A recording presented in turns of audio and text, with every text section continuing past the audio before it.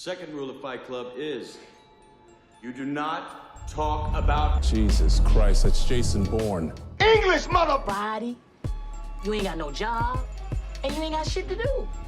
Let's put a smile on that face.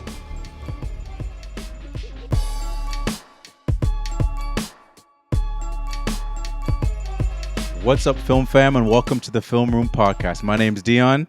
And my name is Scott. And Oh, come on, bro. That was smooth. We hit it. Yeah, no. There was a little bit of a pause, so I was like, okay. And today we're talking about the 2019 drama thriller Joker, which is based off the DC comic character. And we both will watch this. We're watching this in anticipation for the sequel that's coming out in October Yes, 4th. sir. And how did you find this watch? Because it's obviously your rewatch. Yeah, I liked it a lot. It's the first time I watched it in theaters. So, Okay. you have the everything's just better in theaters.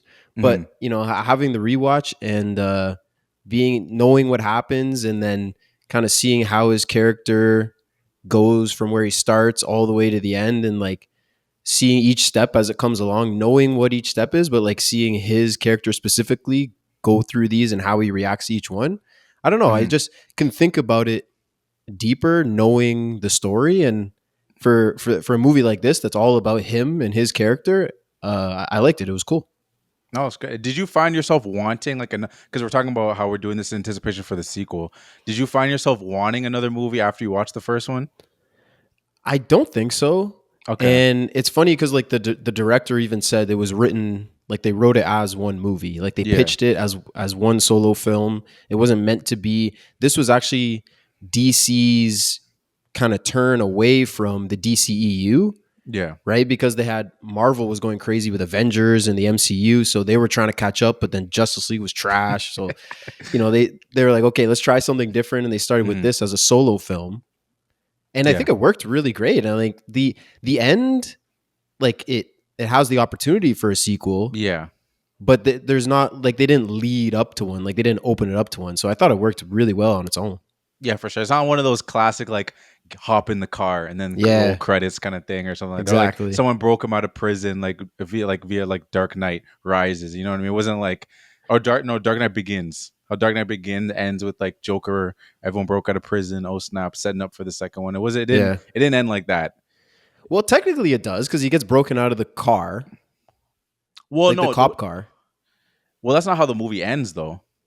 Right. Yes. Yeah, right, his therapist at the end. Yeah. Right. But also knowing, like Harley Quinn and how that character, like the origins of that character. I mean, we haven't seen the movie yet, but assuming they go based on one of the source materials, I'm assuming it'll be Harley Quinn as the psychiatrist in the mental hospital. And then that's how we'll get going. So that's exciting. No, for sure. Looking forward to see how that goes. And it's interesting because I feel like for so many of these years, we've only been seeing Harley Quinn as Margot Robbie. So now we're going to see it different. I don't know how much different you can do the crazy thing. Like, we'll see. We're going to see. But I'm just curious to see. Like, Joker, I feel like there's so many different like ways you can do it. But like Harley Quinn, I feel like. You think so? Well, I think because like Joker, I think it'll be in the same tone as this Joker. Where like much darker, much more like grounded and realistic almost, you know, like playing on the mental health side of things. Like it's not like in Suicide Squad, like you said, Margot Robbie, where she's bubbly and happy and, just shooting guns and all this. Like it'll probably be a lot more somber and dark, but I don't know. I'm looking forward to it. No, I'm looking forward to it too. I think my thing, I was just thinking, I was like, throughout we haven't really gotten Harley Quinn, I realize, in like live action movies. It's only been animated. And when we have seen her, it's always been like, I feel like it's always been bubbly. Yeah. Even though before she was wearing like the full costume, like that full like Joker thing. I don't even know what you call that. Yeah, the Jester. Yeah, the Jester. I felt like that character was always bubbly too. So it will be a different approach, which again, I'm still excited about. Yeah, absolutely. I mean, you're not like you don't watch any, not sequels, what's the word of like trailers, like you don't like trailers or anything. Like have you seen anything about this upcoming movie? What do you I don't watch trailers, but I saw a trailer when I went to the movies on the weekend, so I was like, okay. Yeah. I wasn't like, oh shit. I was like, hopefully they won't show too much. They didn't show too much, So like I'm still intrigued. I literally I don't even know what the plot is, which is No, like me neither. I feel like they don't really show the plot either. I think they just show them laughing and being crazy together, and which is good. Like I don't need to see like I don't know. I just don't need to be like see like sometimes trailers do too much with they're just showing the like Yeah. the climax in the trailer or Yeah. something. Like sometimes they be doing that, but No, I you're don't know. right. You're right. Sometimes trailers show too much, but the plot wise, like I don't know anything about it either. But even like this movie, there's not even a ton that really goes on in the plot. So Yeah, I that's could true. see it being similar to that, where it's all about character, right? Like this was meant to be a character study. They even talked Oh, for about that, sure. right? So it's all about him, and like with everything that happens in the movie, then we have a bunch more scenes of him and how he's dealing with it, and him like it's slow takes of him, like dancing and all Yeah. the stuff of him by himself. A lot of Mhm. it is just that, and we're seeing his character. So not a ton happens. So I could see that happening in the sequel as well, where not a ton happens plot wise. That's true. And for this movie, we're talking about the director is directed by Todd Phillips, who's known. I don't know if you knew him before. Like you look if you look at his work, it's just all comedy. It's kind of funny that he Yeah. went from all comedies like Road Trip, Old School. He did the Hangover trilogy, and he did Due Date too. I don't know if you've seen that movie. I don't think so. It's Robert Downey Jr. and Zach Galifianakis. I think I said his name Okay. right. Yeah, Well, I it's guess. funny. Well, he's in the Hangover movies too. Yeah, Maybe that's true. That's his boy. that's his boy. Everybody's got a Yeah, boy, man. everybody's got a boy. Yeah, I'm trying to say Everybody. make an appearance in this. Have him be a nurse or something. That'd be great. That'd be Yeah, great. No, I don't but know. He's but I've seen but I don't know, like the comedy thing, like it's funny, like Jordan Peele, same thing. I mean, movie isn't a horror, but it's yeah, like it's more drama. darker. Yeah, yeah, But yeah, like the switch from comedy to darker stuff. I don't know. I mean, I know Jordan Peele had said that horror wise, it's actually kind of similar to comedy. With hmm like timing and like setting up a punchline is like yeah, setting up a reveal or something. So yeah, a scare or whatever. yeah, Right? Yeah, yeah. exactly. So I don't know. Maybe there's a link here as well, or just coincidence. I don't know. Yeah, I don't know. I understand the horror thing because I've seen it a couple times, and like for the most part, most horror movies have a lot of comedy in it, and it makes sense too because it's like it's the perfect setup of like you're getting ready to be scared, and then something funny happens, and it's just like it's such an easy release because it's just like oh something gonna jump out, and then maybe like a cat runs by, and then you kind of let smile because like oh shit, what am I Yeah. scared of? It's just like a cat, or just like yeah, it's just goofy shit like that. There's so many directors and like I guess comedians, like the dude that did A Quiet Place. I'm forgetting his name. I think it's John Kavince. I'm Oh, sorry, the guy actor from The from it. Office. Yeah, the guy from The Yeah, yeah. I don't Office. know. Yeah, Yeah, I don't know how to say his last name, but you're right. yeah. But everyone knows what I'm talking about. But he's the one that created A Quiet Place, and there's other examples too. But no, Yeah, it's interesting how that connection happens. John Krasinski, There I you think go. is what you say. I think Yes, that's how you you say got it. it. That's 100% it. That's 100% it. This movie has I'm gonna get into it a little bit later because I want to I'll talk about the movie because again we're talking about the Joker, but there's a lot of connections between like Taxi Driver. I think we've talked about that, and also the Kings of Comedy. And Taxi Driver I've seen in the past. I watched Kings of Comedy recently just because I wanted to see the similarities, Yeah. and I have some questions about it. So it's a little tease for everybody, and just Okay. I'm curious with your opinions. You haven't. I'm Well, assuming you haven't seen them. yeah, exactly. I was gonna say I haven't seen it, so I don't know if I can give you my opinion, but No, it's gonna work out perfectly because I'm gonna make connections that don't spoil. It's okay. just like little things, and I just want to hear your opinions on just basically people paying like homage or Right. homage, whatever you want to say it Yeah. in general, and then we can get into that. But again, let's get into the Joker first before we start talking about other movies. Let's do it. Let's do it. So I kind of broke this up like into like the days. I don't know if it perfectly works out into like 7 days, but I just went from like when there was like sun and then it was night, like someone slept, and then the next day. I kind of like broke it into Okay. kind of like Okay. that. So I felt like on the first day is when they kind of give us the idea of like how he's starting out. Like we see that he's a clown and like he has a therapist. We kind of see how the world treats him, like the kids beating him up and like the woman on the bus. And I was curious. And also we see that he takes care of his mom and he lives with her. So was there anything that stuck out to you, like in I guess like this first day, or any like thoughts you remember from like your initial watch? Yeah, really the first thing that jumped out at me was the like the city, like Gotham, like how Yeah. they it's garbage everywhere, it's dark, it's grimy, there's people everywhere. Like they really set up Gotham to be like this shithole basically. Yeah. Right? Like and they're talking about super rats on the news and like Yeah. Yeah. like they're setting up Gotham to be such a dark and grimy and horrible place, which I mean is accurate to Yeah. comic books and stuff like that. But Mhm. and like you said, with the kids beating him up and everything, it's just like showing how bad of a situation that he's in, Mhm. and like that the world's just constantly beating down on him. Yeah. I always find it funny too. You mentioned the kids. Like I always find bully kids, especially in like it's always in the 80s where it's just like it's always laughable to me. I'm like, were kids really this mean in the 80s? Like you always see depicted in 80s movies of like they're the worst kind of people. And we talked about this in Back to the Future too. Yeah. And I'm not even just using that as an example. I'm talking about like this is like a far reach. I don't want to pull it too far back, but I think of like in Stranger Things, when one of the girls makes fun of like 11 because like her dad is dead in class, and I'm like, would a kid really do that in front of the teacher? Make fun of a kid for their dad being dead? I'm like, that seems so extreme.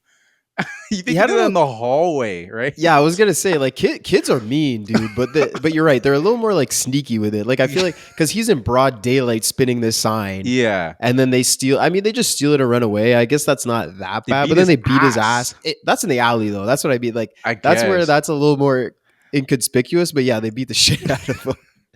And I'm like, for what though? What's the reason? Yeah, nothing. Absolutely nothing. It's just a grown man, like a grown man doing his job, and these kids and bullies are gonna be bullies, I guess. But Yeah, that shit just makes me laugh because I don't know. I'm just like, it just seems so. the poor guy, man. He's just trying to spin the sign, I'm make his saying. money.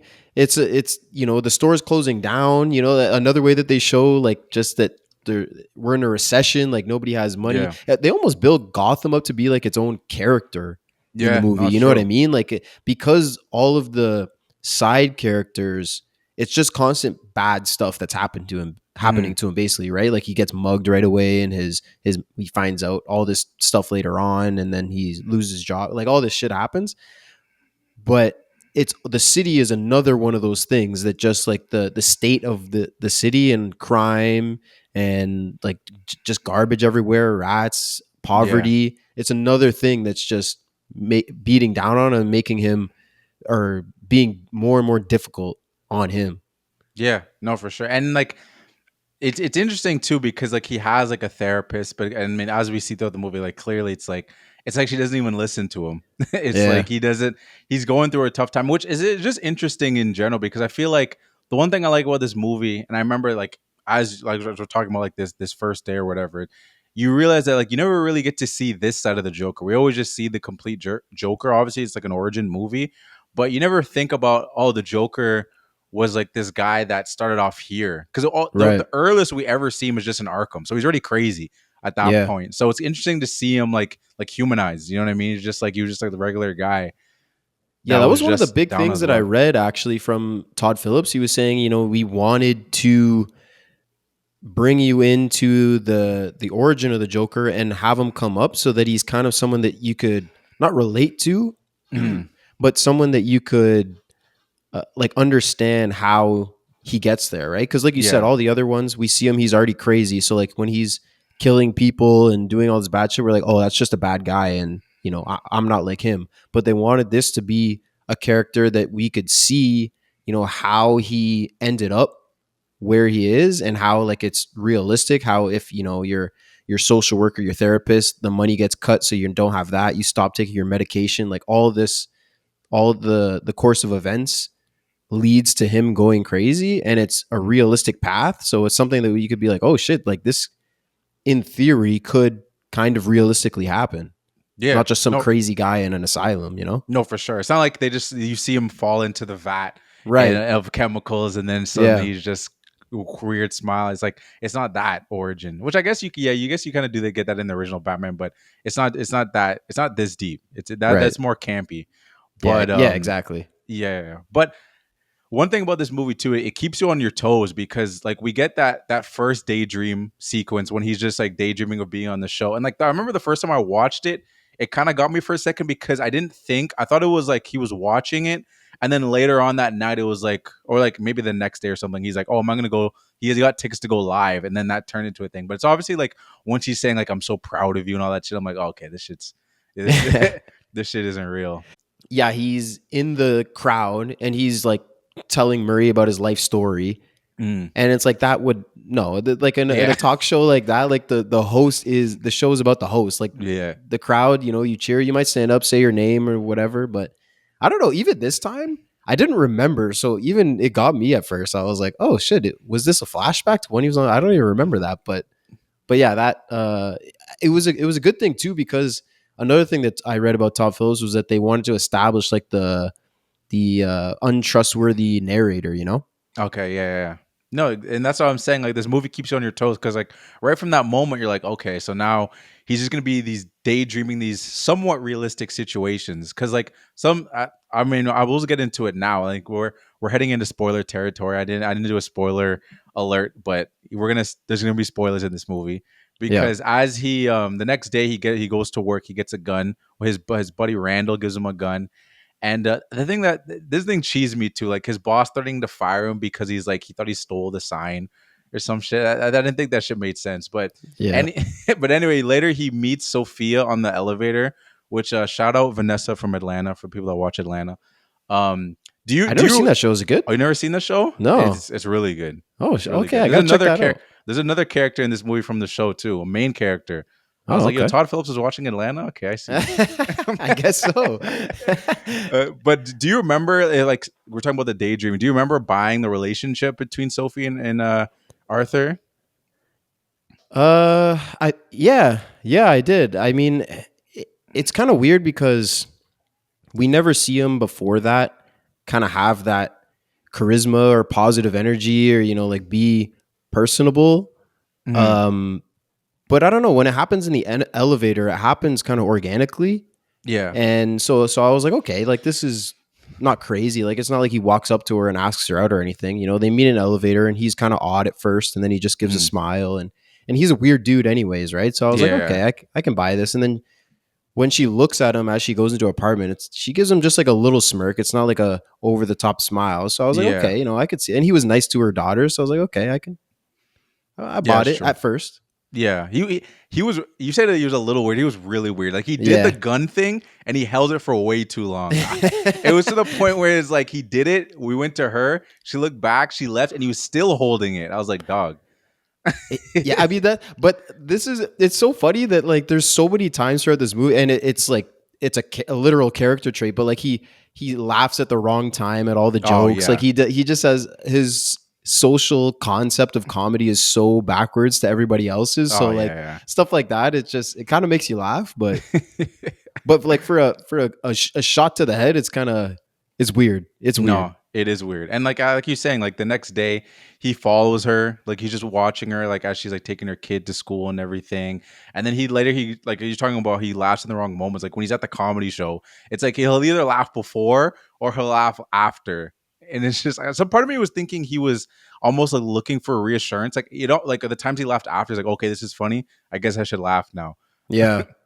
Yeah. He did a really good job, I think, like it was because some of it was, the guy's just setting up the punchline and then he just bursts out laughing. Mm-hmm. And it's like, okay. And he starts writing it down and, it's clear that he doesn't know what he's doing. But then there was one or two as well where then the comedian says the punchline, everybody starts laughing. And then he's like, oh, I guess it's funny now. Ha ha ha ha. Like trying to join in, but they just make it so obvious that he has no idea socially because social skills are so totally backwards. But it's kind of funny, honestly. No, there are some little funny moments in this movie, like unintentionally funny.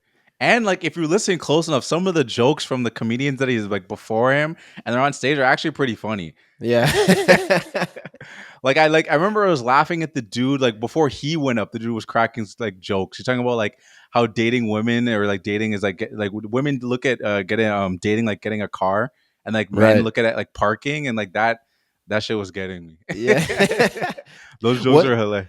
One thing I had to mention too, it was in the first day when he was on the bus coming back from, I think when he saw the social worker or whatever, and there was that kid sitting on the bus in front of him. and he like, does like peekaboo with him, and the kid starts laughing, and the mom's like, "Can you stop bothering my kid?" It's like the kid's laughing. Yeah. What are you talking about? The kid is clearly happy laughing. What's your beef?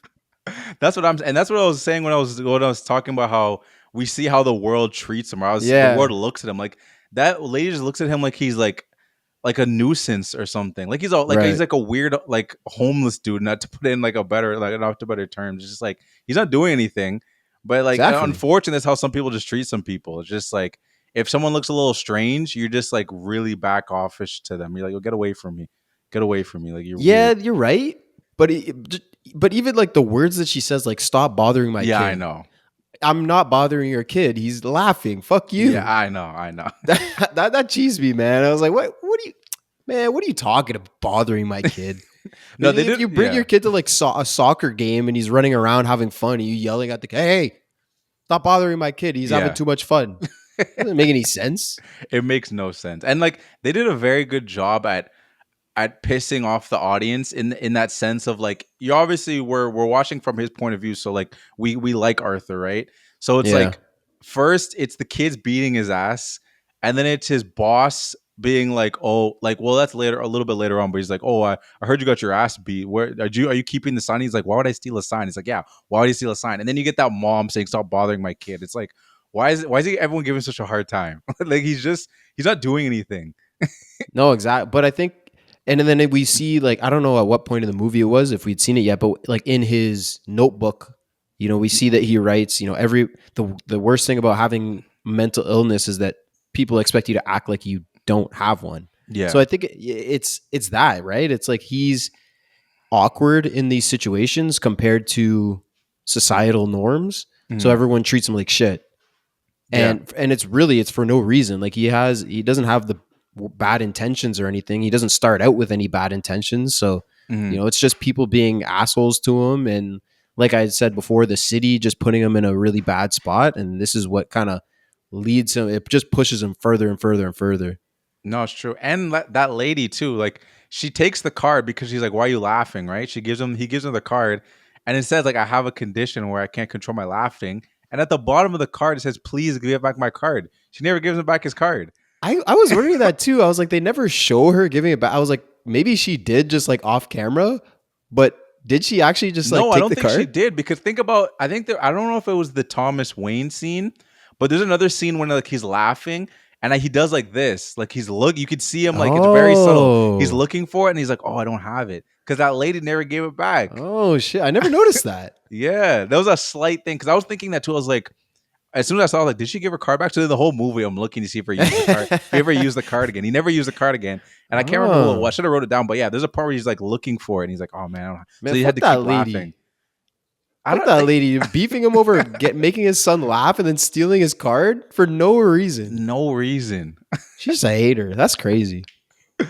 But so then we have like the fourth day is like when we have like I'd say this is one of the most memorable parts of the movie, when it goes from like he gets caught with the gun at the children's hospital, he gets fired, and then we get like the subway scene. Yeah. So I'm curious what your thoughts about how this went down, like that whole subway scene, if you didn't want to go back from the hospital, if you have any thoughts on that. I just remember, especially the first time watching, and even this time, honestly, just like locked in. Yeah. Like they just build it up so well. Like they start harassing the woman, and then she leaves, and then it's like the three guys and him alone on the subway at night. All the graffiti everywhere. I'm like, okay, some shit's about to go down. It's about to get wild. And we know he has the gun. He just got fired. Yeah. So we're like, okay, he has nothing to lose. And they start, making fun of him and pushing him around. And then like, but it's crazy. You don't see the gun pop out or anything. Nah. Like they start pushing around and then pop. And then he just like the first guy goes, you're like, oh shit. Yeah. So I was not ready for that. Me neither. I remember the first time I was like so shocked. Yeah. It was a good like it was just a good like visual, because like as the subway was going, like the lights were just flickering off and on. So that's why you didn't see it too, because it's all of a sudden like they're kicking him. It's black, and then when the light comes back on, immediately he's getting shot. So it's just like the light from the gun, is the one thing that makes it see you. Oh snap! The dude just got popped. And then he immediately turns, pops the next guy. I was like, yo, this is some John Wick shit. Yeah. Man. He immediately takes two guys out. That was pretty sick. Oh my god. Yeah, no, the scene was crazy, man. My only thing that I thought was weird, and like this doesn't take anything away from the movie. I just thought it was like, and I'll first say I like musicals too. This one isn't a musical. The next one they're advertising as a musical. Well, I thought it was so strange how the bully just started singing Frank Sinatra. Like part of me was thinking like, is he actually seeing this? Like, or is this guy really Mm. singing Frank Sinatra to me? It just seems so random to me. Yeah, it's weird for sure. I think it's one of those movie things, like Yeah, like in 100%. sometimes in movies, like the dialogue is it's so theatrical and Yeah, because you're writing a script, right? Every word is thought out and perfect, and like people don't really talk like that. yeah. But it's a movie. But like, yeah, something like this that's supposed to be pretty grounded in reality, like these drunk Wall Street guys are not doing that. You're not just gonna pull up to some guy on the subway and sing a song to him. Yeah, I mean that I know I clearly Todd Phillips is a Frank Sinatra song because he's all over here. Like, you got the like "That's Life" song in there too, and then like the song he was singing about a clown. I think there was another Frank Sinatra song here. So clearly, he's just like, let me just shove in as much as Frank Sinatra as I can. I think it was also like because of they said it in the 80s, right? So it was also like the style of the film, like That's even true. like right at the end of the movie, like the end card, it says the end and it has like that calligraphy style true. writing. Like I think it's just kind of that style of film, and Yeah. like they wanted the score to match it. But like that scene in the train, so Yeah. good. Like I remember being so locked in the first time watching it, this time too, and like there's no music Mhm. because sometimes in a tense situation there could be like a bump bump bump bump Yeah, bump yeah. or like some kind of background. They just all you hear is like the squeal of the train and everything, and Yeah. so you feel like you're in it. It's so good. Oh, for sure. There's another movie that has like that's really good for that. It's you ever seen No Country for Old Men? I'm watching Yep. okay, good. I was like, I'll take it out if you haven't. We'll Yeah. cut out of the podcast. Yeah, but No, like I've seen that. it. Actually, I don't want to spoil it. But there's a scene in there where I feel like where there's just like someone's dying and there's no music. It's all you hear is the struggling of the guy fighting back. I won't say the exact scene because if someone's listening to this, I'm like, yo, I don't want I'm to hear trying to all that. think. I But saw it once and it was a little while ago. I'm trying to think of what scene you're talking about. okay. But Hey, well, maybe we'll do it for the pod one time. We can talk about it. yeah, Even yeah, more. yeah. we But can do it. I agree. I just wanted to say that just to say like I agree with your point that it does add more to it when it's not like, oh, this it feels more real. Like there's no music. Yeah. I'm watching like something crazy happen. Yeah, and then he's hunting down the last guy Yeah. that he shot in the foot, and we see him like in and out of the train, and then when he gets off the train and they're on the platform, and he just shoots him, Mhm. and then walks up to him, bop bop, two more, and it's just like totally silent. Oh, Yeah, it just it means a lot, like you said, like it feels real and feels like you're in it. And I another thing I read about I read a lot about Todd Phillips and Yeah. what went into this movie, but he was saying he wanted almost like less violence Okay. in the movie. Like he's like, because what he said is, like an Avengers movie per se. Mhm. If you have a building drop on someone and 1,000 people died, it almost doesn't feel like anything Yeah. because it's just like all this big catastrophe and like Mhm. there's so many people dying that it doesn't really mean that much. Whereas this, he kills, I think, 5 people, Yeah. but each one means a lot. There's the 3 dudes in the subway. There's the dude that gives him the gun, Randall, takes him yeah. out nasty too. Yeah, it's nasty. And then Murray. Yeah, no, it's true, and they're all very memorable and Yeah. dramatic deaths. And yeah, no, I agree. And I remember like we can get more into like the violence and stuff on the movie in like it later, but I guess we can get into it now. But I remember that was people's gripe with the movie at the time, and I remember I was so upset when I saw people like the reports about like, oh, like I brought my kids to go see this movie. It's so violent. I'm like, rated it's rated R. R. Yeah. what the? Like I thought it was a movie about the Joker. Like I was thinking it was like a DC movie. I'm like, but it's Oh my rated R. God. Yeah. I'm like, What an idiot. That's Like, what I dude, was like saying. this movie, like I said, this is first of all, DC is already way darker than Marvel, Yeah, just in general, That's what which I'm is saying. which is great. Like I Yeah. like that they have like a different, different. like you're not trying to do the same thing. Like Yeah. it's great. But dude, like it's rated R. It was never marketed to be that, like some Yeah. kiddie Joker movie. That's what, Bringing your kids, like that's your own fault. that's what I'm saying. I just remember that's because when you said the violence thing, I was like, that's what I just brought me back to how angry I was when all the negative pushback on the movie. But like, oh, it's so like violent. Like what happened? Like I was just like, And I'm it's like, really not that violent. it's really not that crazy. But again, if you're bringing your kid, yeah, it is. But Yeah, you shouldn't you're be right. bringing your kid. That's the issue. I guess, yeah, it is violent, but like I said, it's not in like the quantity, more in like the seriousness of it. Like I said, everyone feels like a lot. Like there's only 5 kills, but each one feels like a lot. No, it's true. No, 100%. And that was a big part of the movie too. I feel like I feel like there's definitely, because obviously we're seeing the build up of, it's, you could say build up or build down to the Joker, depending Yeah, how true. you look at it. But it's like a new attitude, because then we get that iconic scene of him like dancing in the bathroom. I was With just gonna bring that up. Yeah, yeah. like this, because I think that it's another one of those movie things, like kind of unrealistic, but also this dude is crazy, so like he does Yeah. weird things anyway. And I like the Joker in general. I love this character. I love villains. Like a good Yeah. villain makes a movie for me, Oh, for 100%. sure. So he's an awesome character. I love him. But I thought that this bathroom dance scene that I really noticed this time in the rewatch was another kind of important moment, like the reaction, like I said, to his character, like his reaction to the events. So he just got fired, killed these 3 dudes, Yeah. right? So now he goes into the bathroom, and most people normally in a movie, see people, they like splash their face, they're freaking out, like, oh my God, I just killed 3 dudes. This guy's like loose. I feel like he's coming into his own, like as a person, right? Like when he's out in the world, he's trying to conform and do what he feels is right. Whereas that he just did, and he's like, this felt right. Yeah. And now I'm myself. Yeah, and they even established it earlier, because like, again, it's still odd that he's dancing, but he's already an odd guy. Because like, again, Yeah. I didn't mention it before, but there's that scene when he first gets the gun and he's just dancing shirtless, Yeah. and then and he shoots the wall. Yeah, Arthur's got moves, yo. Arthur's He got does. moves. Yeah. 100%. He's really skinny. Like he lost a bunch of weight for the role. He looks not quite machinist. Yeah, I but was gonna it's say, a lot. we always say that too, but like that is the standard, That basically. 100%. It is that's the standard. top of the top. Yeah, he didn't go, he went far though. Like Absolutely. no one should go machinist.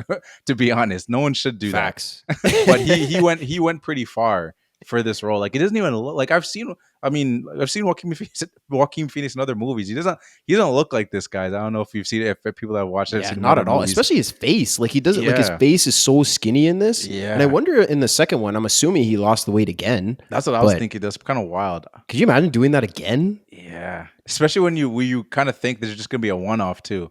Right. But it's it like, was meant to be one movie. yeah, it's like, yeah, but it made $1 billion. I think we gotta, Exactly. we gotta. Let's do it again. I think we can crank another one out.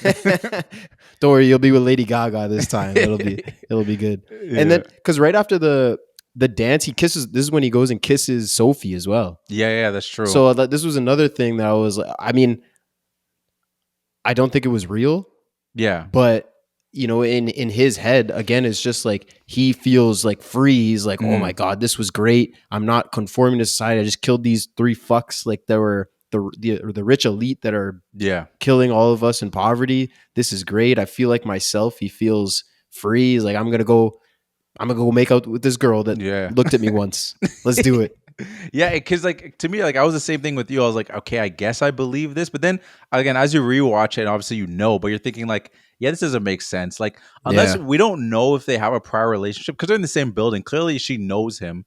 I assume they know him. They're like, maybe they've known each other for years. So maybe it's like there actually is a little bit something there. But like the fact that the way they interacted on the elevator, and for him just to go right to her and just kiss her without and then she kissed him back. I was like, really? I was like, is this? I was like, okay, but this is new attitude Arthur. So I was like, maybe anything can happen. Yeah, exactly. He was. This is Arthur's different now. That's what I'm saying. But this was. I think it was at this point that I was like, okay, I don't think this is real. Yeah.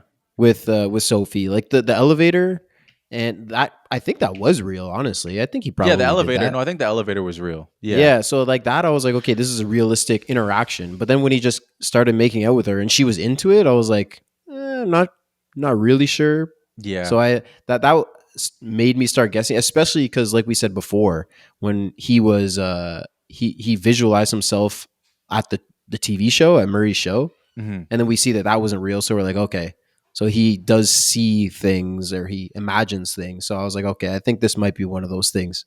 That's true. I feel like they did a good job of like not making it too obvious because they still blended that attitude with him in real situations. Like when the next day when he goes off to work and he tells off Randall, I'm like, "Oh, I heard you got fired because you did it," and he's like, "Yeah, it's Randall's gun." And then he like when it's that sign that says like I think like smile, he's like don't smile or whatever, Don't like all that. smile, yeah. Yeah, and then tells off his therapist. You're like, oh, maybe he is just that dude now. You know what I mean? Like the fact that they had all those scenes back to back it's like okay, because if it was like he did that and then the next scene he was like back to like his wimpy self, you're like that thing with Sophia probably didn't happen. But I think the fact that they matched those scenes together made you think maybe he's just that dude now. Yeah, no, that's a good point, because you're right. They strategically did that so we weren't sure what's real and what's not. But because you're right, like he comes in, tells Randy, he's like, "Oh, sorry, I forgot to punch out." Yeah, Punches the clock and breaks it off the wall. That made me laugh. Yeah, that was good. And then the don't smile tells off his therapist, and you're right, like he's just like feels like confident. Like I think he just got confidence basically. Like I said, he feels like he's coming out of his shell.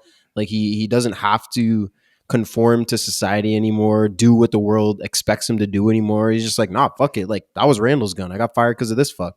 yeah. And then he's like, no, don't smile. And then he tells the therapist, like you don't even listen to me. You just come in every week and you ask me the same stupid questions and blah blah blah. Like these are all the thoughts that he's had, but he didn't say. And now he's like, fuck it, I'm saying it all.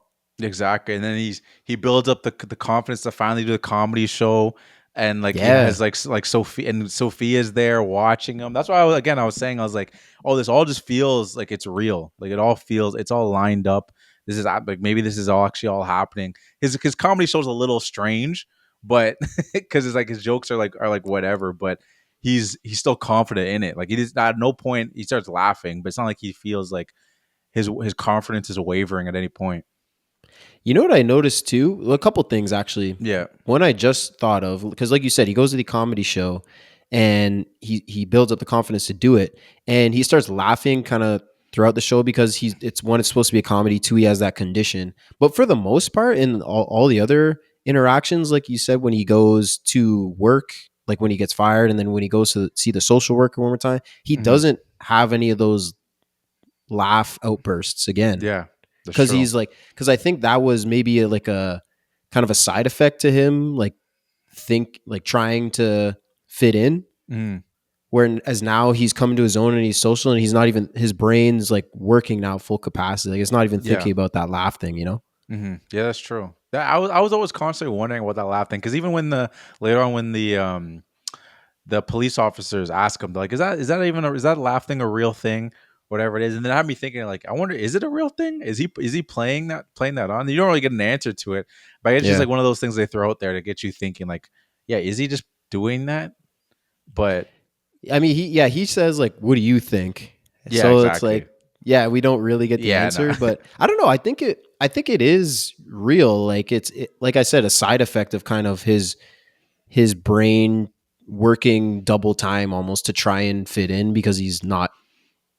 He can't just be himself, and now he's like, fuck it, I can be myself. Now he's not worried about the laughing thing. Yeah, no, it's true. And then like after that whole date that he goes on with Sophia, like he comes home because his mom, like she's always she's always been like what's it called, a big fan of Thomas Wayne. Like it's Bruce Wayne, Batman's dad, for anyone that didn't know. But and he's like she's always sending letters saying, oh, like he's gonna save us, he's gonna help him, and he finally like opens up one of her letters and kind of sees the truth, and it's like, well, her truth that Thomas Wayne is the father. Did you buy that, like that when you saw that at first? Like were you like, is there like a timeline in like, because it's comics, right? So it's like, is there some comic out there where the Joker is the son of Thomas Wayne and Batman and him are siblings? I'm like, that'd be kind of hard, to be honest. Like were you buying it at first? Not really. Okay.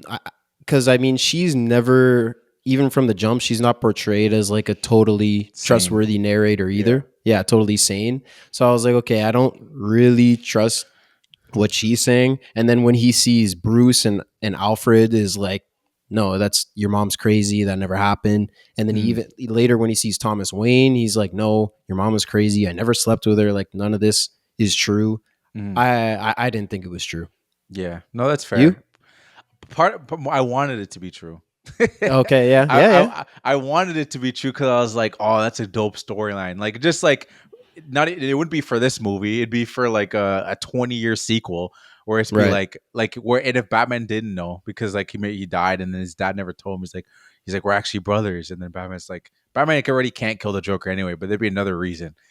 Batman's like looks at Joker like it's a hoe. He thinks he can save them, but J. Yeah. Cole told him. Yeah, we gotta get J. Cole in his ear, bro. They don't want to be saved, Yeah, Bruce. man. They don't want to be saved.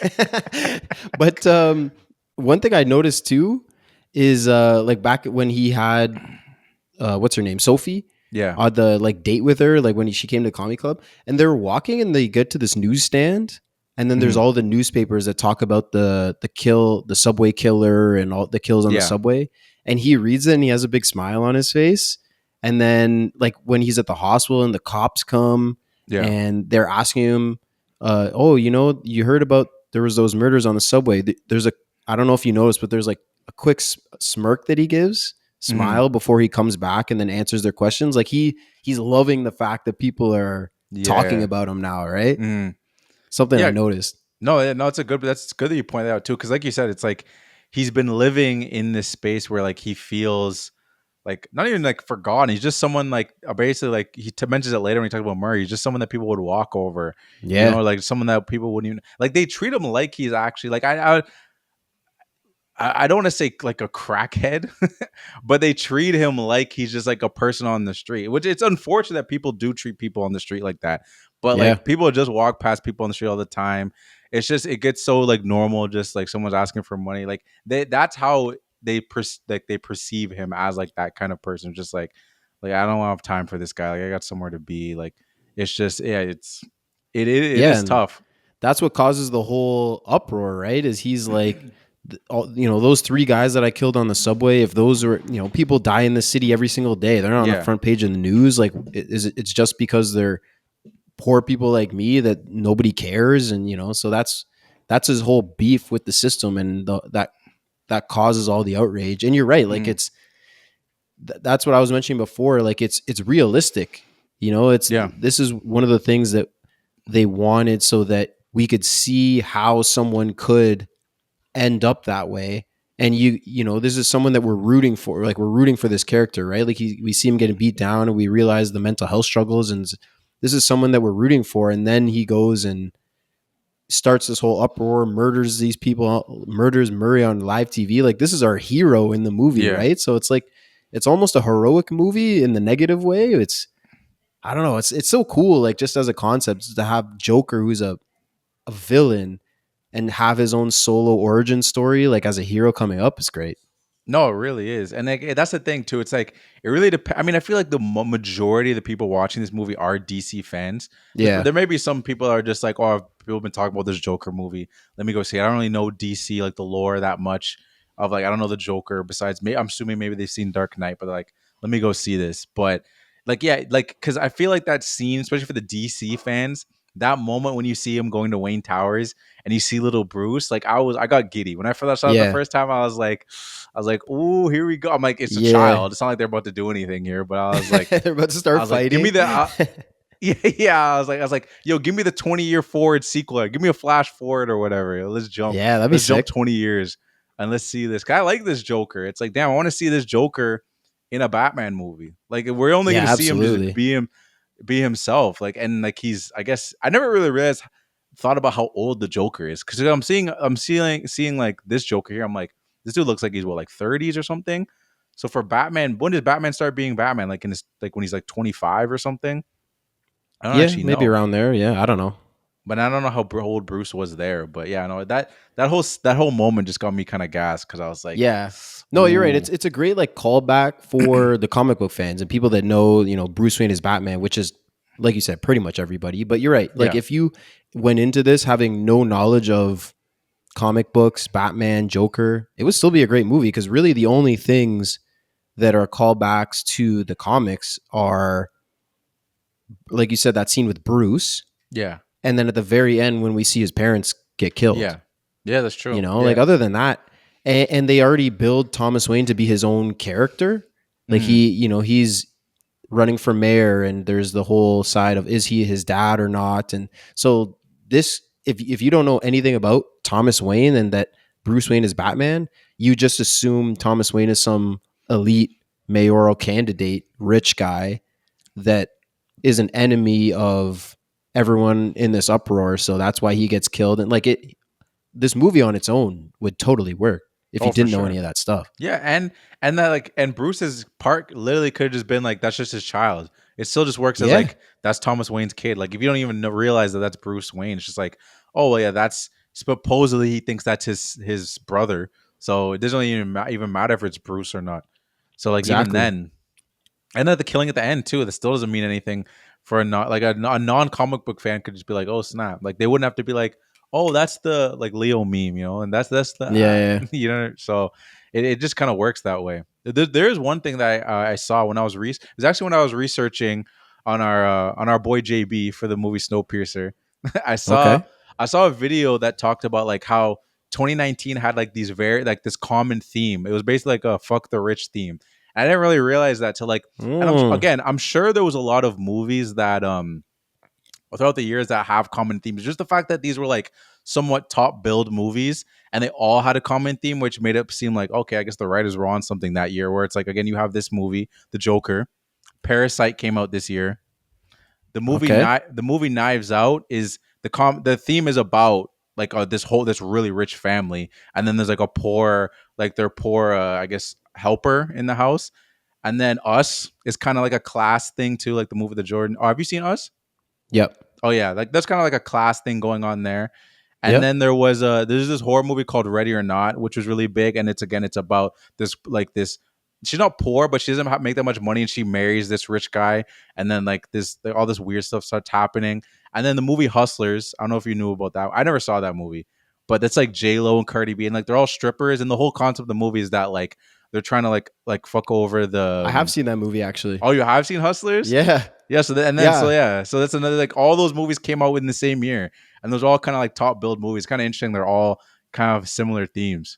You're right. And I actually just Googled while you were talking Dark Knight Rises. I was wondering, I was like, because that was the same thing. They freed all the people in prison and they were like, oh, we give Gotham back to the people. Oh, yeah, And yeah. so they were like beefing the rich, but that was Yeah. 2012. But Yeah. yeah, that's that interesting. That's really, I wonder why. If Yeah, I it's don't just a know. coincidence, but like, hey, fuck the rich. Yeah, apparently. I was like, it's interesting because until they said, I was like, oh damn, all those movies did come out in 2010. I was starting to search, like, was there other movies too? And I was like, yeah, I'll just stick with those ones. But yeah, I just thought that was interesting. No, you're right. It was. And back to like that Bruce meeting. Yeah, Like when Alfred comes in, he's like, "Hey, get away from him," and he's like, "Get out of here." He tells him to fuck off, and like he Yeah. laughs at him and everything, and he's just like, no one is nice to Arthur yeah, in this movie, especially like the elite, right? Like he Mhm. even when he meets Thomas Wayne later, like he punches him in the face. Oh, So it's yeah, just yeah. it's just nonstop, like him getting bashed by the elite, and you could see how he just gets further and further into that depth. And I've already mentioned a couple times, but I just love the way they do that going that crazy and becoming the Joker. This is someone that we can actually maybe have empathy for, which is crazy to think, right? But Yeah. they do it well in this movie, and it's just a cool concept to take a crazy character that extreme and ground him like that. It's really cool. Yeah, in Alfred's defense, what he was doing was kind of weird. It is Yes, when yes. you step back, it's just like a little kid, and you see over and this random dude is touching his face. In his Yes. defense, Alfred had some reasons to be like, "Yo, get the fuck out of here! What are you doing? Why are you touching this kid?" You're right. You're totally right. He was going a little too far. Yeah. But I mean, but Thomas Wayne in the bathroom, like he didn't have to Yeah, do no, that. he didn't. He didn't have to do that. And we might as well get into that too, because we get later he sees the clip of himself on the Murray Show when he's in the hospital, but then right after that, I don't even know if it's the same night or not, because he's in the hospital with his mom after she like collapses or something after Yeah, I don't the know. cops come to see her, and then he sneaks into the showing. They're watching a Charlie Chaplin movie, and he meets Thomas Wayne in the bathroom, and that's when they have their whole little back and forth. Like you said, he punches him in the face, which I don't understand why he was being so rude to him. Like you said, it's just like it didn't like you could have been like, yeah, your mom was sick, whatever. Like to punch him in the face and all that seemed extreme to me. I mean, in Thomas's defense, Arthur gets a little hostile. You know, he Yeah. starts yelling, "How about some compassion? How about a fucking hug, Dad?" And it's like, and this is a guy that's not your kid, so you'd be like, okay, like fuck off. And this is the Yeah. guy that was with your son at the Mhm. gate, like you said, like touching his face and stuff like that. So you'd be a little, you'd be a little hostile yourself. But I mean, like knowing what his mom's situation was, right? Like knowing that she had all this mental illness and was in and out of a hospital, and so he isn't in a good situation. You could at least be a little empathetic to him. No, that's true. Because but after that, then we get him. He goes to Arkham to search for the truth to see. And this is what I was talking about the other character. Shout out Paperboy. So that dude that was like Oh, like looking okay. at the paper. That's the guy? He's from Atlanta too. He's one of the Okay. there's like four people that are like the main characters, and he got 2 out of 4 in this movie. So I was like, okay, I see you, Todd Phillips. I see you watching Okay. Atlanta. But yeah, no, I thought this scene was interesting to me because he feels like he's got even more over the edge because he's even like almost bragging about like he did something messed up, like he said I did something bad, like telling him. And I love his reaction too. He's just like, I'm just a clerk, yo. Like, Yeah. Like, like that's above my pay grade, bro. yeah, Like,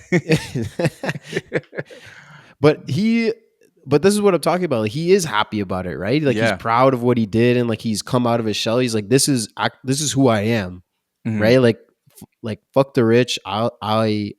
He enjoys killing people, right? This is the Joker. Yeah. Like he enjoys killing people. So he did it. He's happy about it, and people are talking about him when he was a nobody just a few days ago. Mhm. He loves it. He's super happy about it. But when we learn about his childhood, like the abuse, and that Yeah, we learned that he was abandoned by his mom, and that her boyfriend was beating the shit out of him, and she was just yeah. watching. Like this, just we're like, okay, this another way that we're like, okay, we can empathize with this character, Yeah, right? and it's crazy too because it's like that's when it gets like really dark. 'Cause that's how I'm Yeah, imagining that mom in the you talk about the violence. I'm imagining that mom in there with the kid, and they're talking about how that kid was getting beat. Because like you telling me he got beat so bad he doesn't remember it. Because what they were describing him getting his ass whooped, he doesn't even remember it. Like he was reading on the paper like this was new information. yeah, Like that's yeah, crazy. Like how badly you just have to imagine he was getting beat. That it was almost like he was reading for new information. You saw his mom, like they showed the flashback of his mom, like when she was younger, and like her being crazy. I'm like, God, I'm like, now you really flip the switch on him. yeah. I think it's like his brain kind of like cracks from that at some point, right? Hmm. And like kind of forces itself to forget that. You know what I Yeah. mean? And this, it's Hmm. kind of like all of this is what leads to his like psychotic break, because Yeah. that's what he is, right? He's totally unhinged and like Yeah, it's true. has no feelings for other people, empathy for other people. He enjoys killing. Like he's a psychopath, right? And Yeah. I don't know. I feel like something like that is what leads to your brain having such a major episode like that. You know? Oh, for sure. And I feel like that was the switch because after that part, then when no longer because he goes to see Vanessa and then she like he just goes into her room and she's just like, "What are you doing in here?" Like at that moment now, like everything is just like, "Oh, the imaginary daydreaming's done. The Yep. the imagining is done." It's like, "Wait, what?" And like he's even realizing he's like, "Oh shit," and he's just completely different person now. He kills his mom, and then Yeah. he's like, yeah, Sophie in the room. They never show him kill her, so Oh, I Sophie. don't. Yeah, Oh, you think he killed her? I think so. He's in her apartment, Hmm.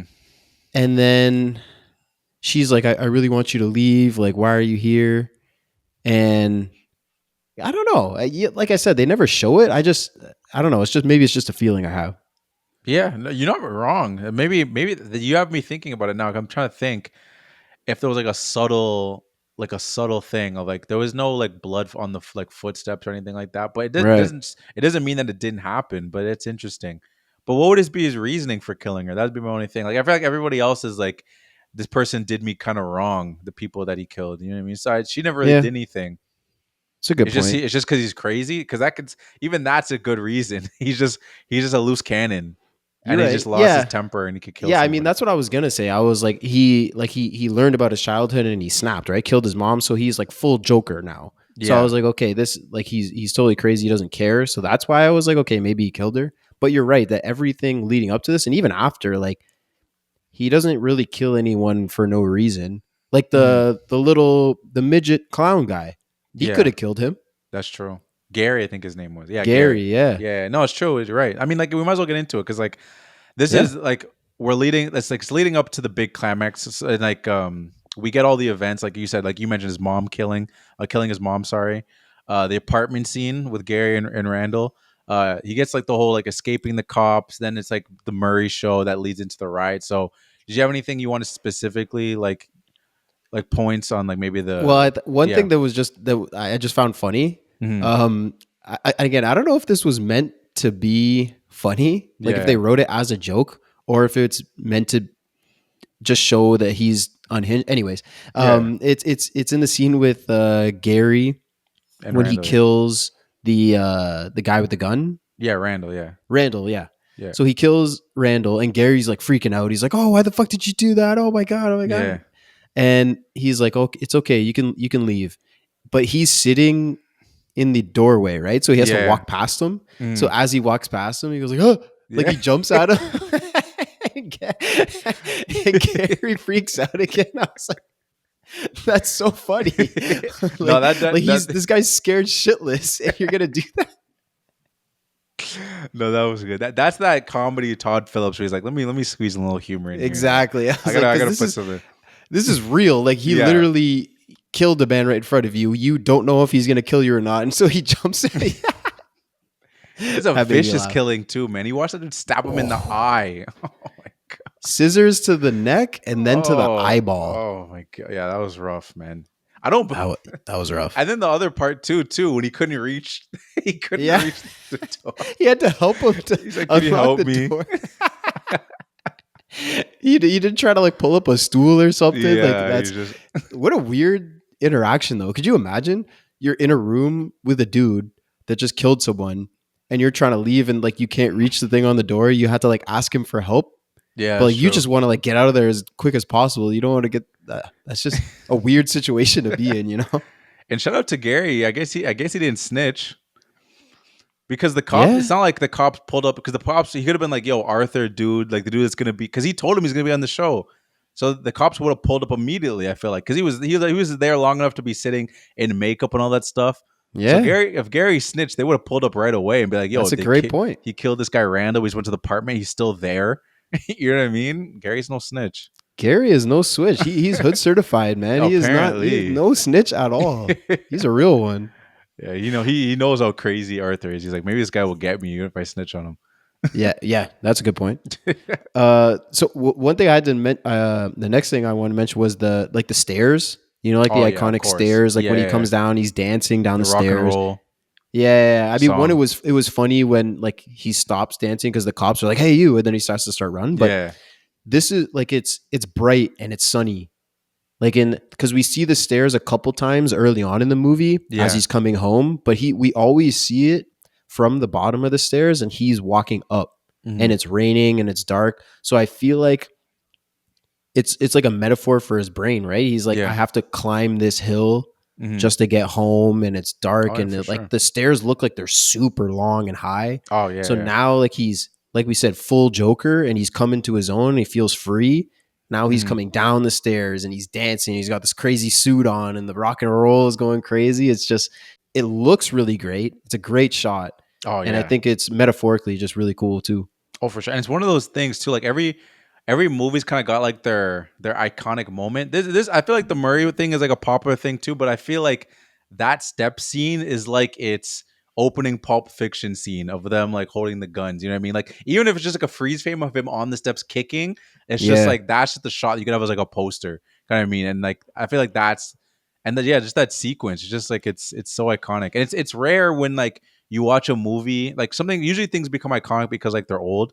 This movie's not that old, but it almost like that almost became. I feel like that was instantly just like that's a moment because when people on that Halloween or I don't know if it was that Halloween or maybe the next. I remember people went to that spot and were dressing up like the Joker and then recreating it. You know what I mean? Yeah. Like, to people who go out and recreate a movie scene, it's like it's usually they're doing like old movies. It's Right. interesting to have that like in present time, and I feel like that was one of those moments that grasped that. It's also either, like you said, an old movie that people have grown attached to. Yeah. So they can, they've watched it over and over. So that becomes like a part of their personality almost. Or like a franchise movie where you've Yeah. seen already 2 or 3 movies. That's true. So you're already super invested into it. And then something happens. Whereas this is its own movie, right? Joker is an established character. So, it already has that going for it. But for a solo movie that is totally on its own merit and not super old, you're right. That's pretty. But like I said, it looks great. Yeah. I think that's a big part. It's just that it looks 100%. really good. Yeah, and I think also too, if you just want to look at the tens as like just look at that decade for popular movies, there's not many movies you could do that with. The biggest movies from the tens were like Avengers, Jurassic World, sorry, and Star Wars. You can't really recreate any scenes from those movies. Like dinosaurs, space, and fucking Thanos and all. There's nothing you can recreate from these movies on your own. Yeah, good point. Yeah, good point. This was like a grounded movie where it's like, oh, that's an actual place I can go to. Like in Rocky, it's like, oh, that I can actually run up to that place where Rocky ran up to. Yeah, like I can't do the, I don't know, whatever, like finger snap. I can't with go Thanos. to Titan and start and throw a moon at somebody. Yeah, I can't do this. Exactly. And I was just gonna bring up the mental health thing, but in the sense of like, I find this movie, it's interesting how. Because I know a lot of people looked at this movie and they had mixed feelings on just like the perception of like mental health, and like they thought it was gonna spread like this message of like, if you're sad, you'll feel better. If you hurt other people, you'll start feeling like relieved and all those things. But like I always find those talks kind of like goofy, because it's just like I don't think that's not what the movie's really about. You know what I mean? It's not really saying that, and they're also not like, this guy isn't a hero. He's a hero to these people that are also doing bad things. But that's just like a minority. It doesn't represent like the whole. It's not like the city was on board. Like there were still people that were disgusted, like at the Murray show and stuff like that. It's not like everybody in the movie was like, "This is a great guy," that kind of thing. It's the rich and poor thing, really. It's like the poor people that are in poverty, because that's who he represents. Because that's who he is, right? He is someone that's poor, and like the city's just walking all over him. Like you said, he says it in the Murray show. He's like, "If it was me dying in the street, you just walk right over me." And exactly. So it's people like that are the ones that are rising up with him, and that's supporting his message that he didn't even mean to send. Yeah, and like you said, the wealth thing too, and I feel like that's such like a big theme of the movie that I don't think it gets forgotten. I think it's pretty clear that that's like one of the main like themes of the movie, but it's especially that speech that he says to Murray, where if it's exactly like, a lot of you guys wouldn't even know who I am, you just walk all over me. And it's that, I can't remember what is the thing that Wayne calls it. He calls people clowns. That's why they start wearing the mask too, right? Yeah. He just started calling those people clowns, and that just seemed like, the fact that he said that is just like, oh, you're so like disconnected. How could you say that on live TV? You don't think people are gonna get upset about that? And it's just like, that's also just a message of like, hey, rich people could be so disconnected. They don't even realize like how goofy they sound complaining or demeaning people that are just like everyday people, just because they don't make as much money as you do, but like at the end of the day, they're just like you. Yeah, it's because they see them commit crimes, right? And they don't understand the root cause of that, right? They just see them commit crimes. They're like, these are bad people. They're committing crime. It's like they have no choice. You know what I mean? Like if you're dirt poor, you have no other choice to do that. I mean, the kids that we saw in the beginning of the movie beat the shit out of them. They had a choice. They didn't have to do that. But a lot of the people like in poverty, like you're just driven to this point where you have no other choice but to resort to that. So but the rich and elite, they don't know anything about that. So they just see the bad stuff, and that's why they're like, oh, they're just clowns. Yeah. No, exactly. Well, what was your other point that you had? Well, I have a couple, but I thought one thing that I really liked was how he escaped from the cops. Okay, right? So I was going to mention that. So go. Okay, so he starts coming down the stairs, right? And he's running from the cops, and then he ends up in the train, and there's all the people in the clown mask, and they're going to this rally downtown. Mm-hmm. And I like it for a couple of reasons. One, again, it looks great. Like I think there's also the one shot like when he does escape the cops and he's walking out of the subway tunnel, and the cops are running in, and he's like smoking a cigarette and he's Yeah. walking. He looks so cool. he he's does look like, cool. he's like, yeah, he looks dope. And the cops like get the shit beat out of them in the train. They get murked. But I also liked it because I think it's the perfect like essence of Joker almost. You know what I mean? Like Joker is a crazy psychotic dude, and he has no plan. Like none of this is a plan for him, right? Yeah. He just does all this crazy shit, wild shit, and it all works out. Like he gets arrested after the Murray show, and he gets released, so he can.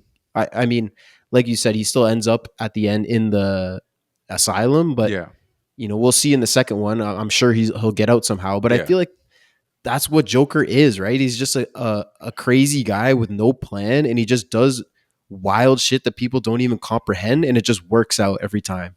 Yeah, no, 100%. And I really like that subway scene too. Like you're saying, it's like it's the perfect diversion because, like you said, it's like they show that he's not this fully formed. Because it's depending which Joker you watch. Like if you like the Joker in the Dark Knight, he's pretty random, but like in that movie, he's very well planned. He's got so many backup plans in that. Yeah. But that's like a fully formed, like that's like I guess you can say an old. It's like Joker. a different character. Yeah, it almost is. Like it's a smart Joker in that sense. But the Joker always has plans, but they're kind of goofy sometimes, like these little goofy plans. But in this, I just liked how you said it's like he's running from them. He's like stumbling in the road because even though he's confident, it's not like he's suddenly like not that same person. Like he's still getting hit by a car. He's still trying to. He's like running through people. He doesn't really know. He sees them like he's just quick thinking on his feet.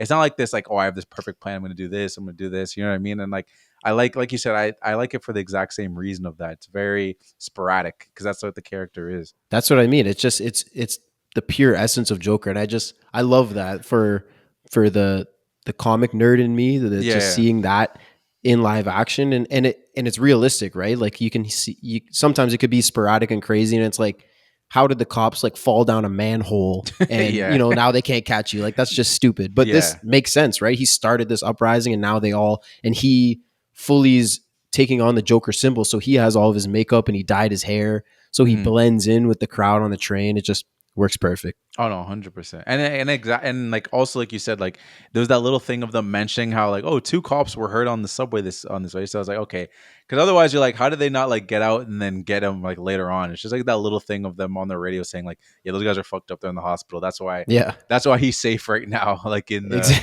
at the Murray show, he can get his makeup done and everything. and just like at the Murray show, we get our Family Guy moment.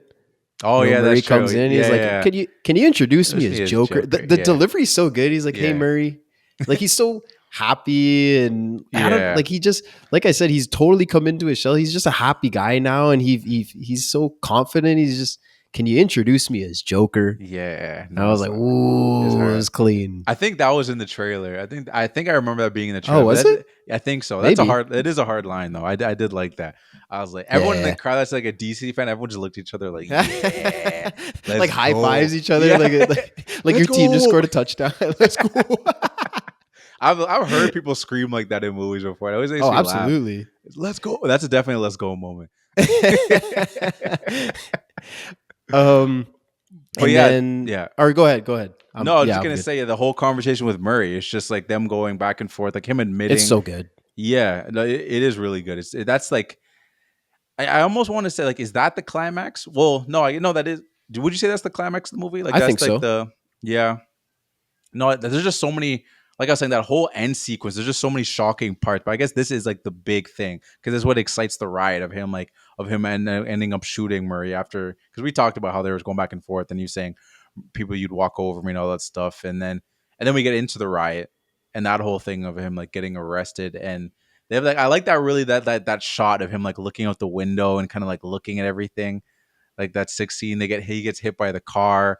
And they take him out, and it's like he's freaking Jesus. His arms up. That was dope. He takes the blood from his mouth and turns into a smile. That's so hard, man. It's so good. Sick, like some of the shots just the ideas for shots in this movie. Oh yeah, are so good, and they work out great. Like this movie, has a ton of great shots.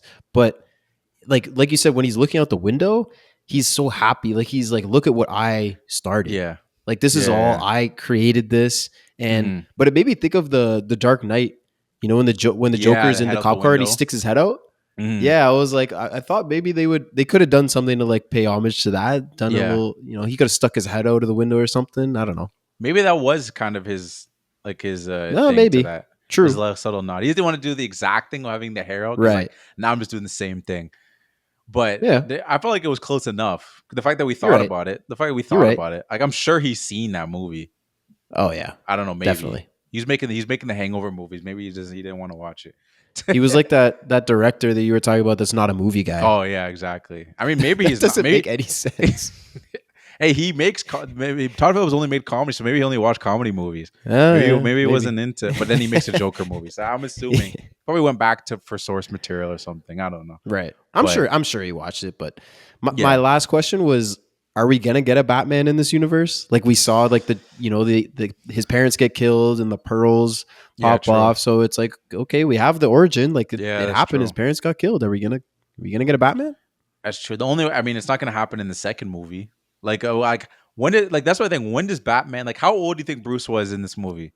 Yeah, he's maybe like 12, 13. Yeah, so and then when does he come back? It's not like he goes to college and everything, right? And then he works for a little bit, yeah. and then he turns so at into least 10 Batman. years.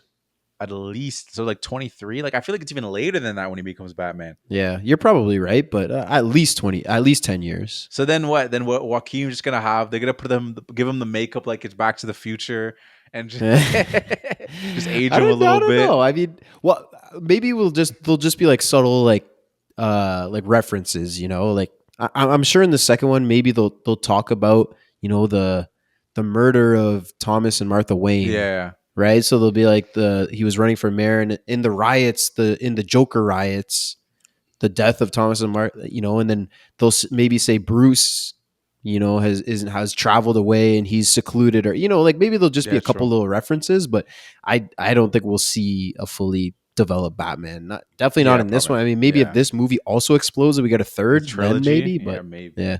They're gonna look over and see what Marvel's doing. Let's do a multiverse. Let's have them go. Oh into my it. God! Please no, please. And he's in the. Go. They did mention that with like the Matt Reeves, the Robert Pattinson Batman, Yeah. they did say that there's no chance that those are connected. Like that will never Yeah, happen. They I remember them nixed that. So I was like, okay, at least. I mean, but Those would be I cool. honestly kind of interaction. wouldn't hate that. Like, No, I wouldn't. That Batman is also like a dark, grimy, like grounded Batman. It's not over the top. Like it kind of works. It Honestly, feels like the same Gotham. yeah, It does feel like the same Gotham. that's what I mean. It could kind of work. It could, but it's like they said, it's not going to happen. It I is don't sucked know. too because It like could damn, change. it's like this Joker's so good. I want to see him interact with a Batman. I want to see him actually Yeah. interact with a good Batman. But hey, it's just not going to happen. But it's okay. You never know. You never know. Yeah, I guess this is like me wanting what's his name, Grant, that dude that played Flash in the TV show, to be the Flash that we instead of Ezra Miller, which we got. It's You just- liked him in the TV show? I liked him in the TV show. Yeah, that's the Flash to me. Okay. That's my Flash. Really? That's your Flash? Yeah, yeah. And then Yeah. the Green Arrow. There's only one Green Arrow. Freaking the guy Stephen Amell. Yeah, man. Yeah. They never even put him in the Justice League. I mean, because it wasn't cool enough. But that TV show was cool enough that people would have wanted him to be in the movie. Yeah. At the time. At the yeah. time. Yeah, at the Yeah. time. Before it fell off. Yeah, exactly. But anyway, now I want to get into my. Well, I guess the last thing that happened is just like he gets locked up, and then for sure we know that he kills his therapist because we see him walking out with the bloodless footsteps. I saw some people saying that like, oh, was this whole like I thought it was a stretch. Like, oh, did he imagine this whole thing? This is the whole movie. Something he imagined, like he Oh. daydreamed in his head. I'm like, oh, listen, we're not doing all that. So then, what's the second movie then? yeah, exactly. Yeah, that's what I was gonna say. I was like sure for like a conspiracy, not a conspiracy, but like a fan theory. Yeah, You're right. If it was a standalone movie, then sure, but that doesn't change anything anyways. The movies, Yeah. the events still happen the way Yeah. it doesn't matter. But you're right. In the second movie, then what Yeah. would it be? It's just it's weird. But It's almost like a fake. I hate that because it's almost like, why? If that was the case, why did we do this whole movie? yeah, I know. that's what I'm. Maybe that's why you'll never see him in another Batman because that never happened. Nah, fuck that. They already have a Joker in that Patterson Batman anyway. Right. Yeah. So like we'll see how that one goes. I don't have Joker fatigue, but it's just like there's just sometimes you just get so many good ones. Just like man, like hopefully this one's good. The new one's gonna happen, but I don't know. I don't even think. I don't know, but I don't think that he's gonna be much in the new one. Like I think he's not gonna be the main villain. Like you're right, they tease him at the end of it, but I think it was just like a tease for Joker. He might be in it slightly, but I don't think he'll be the main villain. I hope not, at least. Yeah, Especially with that Batman, like he's much more, like I said, grounded and realistic. That's why they went with Riddler, right? They wanted to explore the detective side of Batman. So like Riddler was the perfect villain for that. For the next one, you could go with, Batman has so many great villains. Like they said they're doing Clayface, which is not grounded at all. it could be. I mean, they could do it. Like there's a new show on Prime. It's Batman the Caped Crusader. I don't know if you've seen it. Oh yeah, I haven't seen that. I know the show though. I haven't watched the episode yet. Okay, there's a Clayface episode, and basically it's like a scientist that does like injections in your face, and then you can move it and change it, like change your body and stuff. Yeah. So it could be something similar to that. Okay. Yeah, I mean they did Two-Face. But I don't know. They did Two-Face, and that's not really a grounded, somewhat grounded character, but it's like a little bit. It's suspend your disbelief of a guy having half a face. Yeah, exactly. And not just fucking dying, not on the spot or anything. But hey, okay, now I want to get into the Taxi Driver, King of Comedy, Joker comparisons, and I'm gonna do the explanation without any spoilers, so you don't have to worry if you haven't seen it. But for anyone that hasn't seen Taxi Driver is a movie with a guy named Travis Bickle, and the movie's about him descending into madness. And to me, the only similarities, because I know a lot of people have there's a hate movement for the Joker movie. It's either the violence thing, or it's he's not original because he's just taking source material from these two movies. And again, I understand the comparison, but to me, it's not that close. Like the way you'd hear some of the discourse on the internet, you'd think he just copy and pasted the movie and then just put the character there. Like there's similarities. Like Travis is a loner, and in the movie, his main use of weapon is a gun. Okay, and he actually does the little head thing. To me, that's just like a nod, being like, yeah, I'm doing nod to Taxi Driver, and like, yeah, he's gonna be a crazy guy with a gun. Yeah, and he descends into madness. That's where it ends, basically, because there's so many different things. Like Travis is like this doesn't spoil anything, but he's like a pervert. Like he goes to like a fucking a movie, like a sex, because back then it was like the 70s, so he went to like a movie theater, just watch porn. Yeah. Like the Joker's not like a pervert like that. It's like it's a different kind of like energy with that guy. And the Joker and Travis, like there's a girl that he likes, but the girl that he likes actually exists, and like he's like, and she kind of thinks he's weird. The girl that the Joker goes for, like Arthur, like she exists, but he's imagining the whole thing.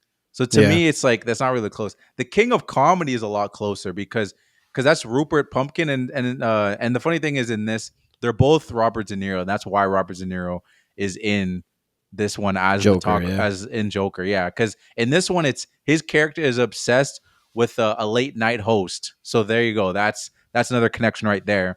But the whole thing is about him wanting to be a late night host guy. Like Arthur's thing in the whole movie isn't not really about being on the late night. Like he doesn't want, like in the King of Comedy, he wants to be a host. The Joker doesn't care about being a host. Like that's not the plot of the movie. And in the King of Comedy, he daydreams too. Like there's scenes, but I feel like in the King of Comedy, they're the way they do the daydreams, they're way more, this obviously isn't happening. In the sense of like when Arthur's daydreaming, it'd be like the equivalent of like, because Vanessa's her name in Atlanta. Sophie barely talks, and it'd be the equivalent of her, like, let's say they're on the date, wherever, and her just being like, Arthur, you're so handsome. Like, you're the best guy ever. You know what I mean? Did everyone ever tell you that? You're just so handsome. And that's how, like, his daydreams are in King of Comedy, where it's like, okay, this isn't happening. Like, when are we going to get back to real life? In the Joker, it's not like that. You're, like, actually wondering, is this real? Like, these scenes seem like a little bit, like, similar. Like they actually seem believable. Right. Also in King of Comedy, he's kind of delusional like him too, where he thinks he's funny. Like he thinks he's like a funny guy. He doesn't want to be a stand-up, but like he wants to be on a late night host, and those guys have like their jokes and stuff. So like he tells these jokes, and just like Arthur, they're not really that funny. Again, he's a loner, and he has these moments where he's by himself. Like You know how like Arthur was sitting on the couch and he's practicing for the show, like, oh Murray, da da da da da. Oh Like yeah, yeah. he's crazy. Like he has those weird moments like that too. And then the only other thing, there's a match for match shot where I was like, when I was watching King Kong, I'm like, oh, that's cool. Like at the end of Joker, when Arthur's running like from the guards, remember like he's after he killed the therapist, he's running on the way, they're chasing him, and then you see him run Oh the other yeah, way, yeah, and they're yeah. chasing him. In the Yeah. King of Comedy, there's a scene that's exactly like that. He's in a building and security's chasing after him, and he runs one way, and then you see security chase him, and then he runs the other way, and then I was like, oh shit, that's like it's exact. Yeah. Like I just have the camera sitting there, and it's just like here's the door, watch them run, and then watch them run the other way. I'm like, okay. And then after that, I think that's it. Like obviously everybody go check out for yourself. Maybe you'll be like, nah, it's way close to that. To me, everything I just said, those are just kind of character traits, but they're Mhm. not. It's not the same thing. Yeah, It's not those the are same like thing. those are concepts. Like Yeah. everything that you're. I don't have an issue with any of those.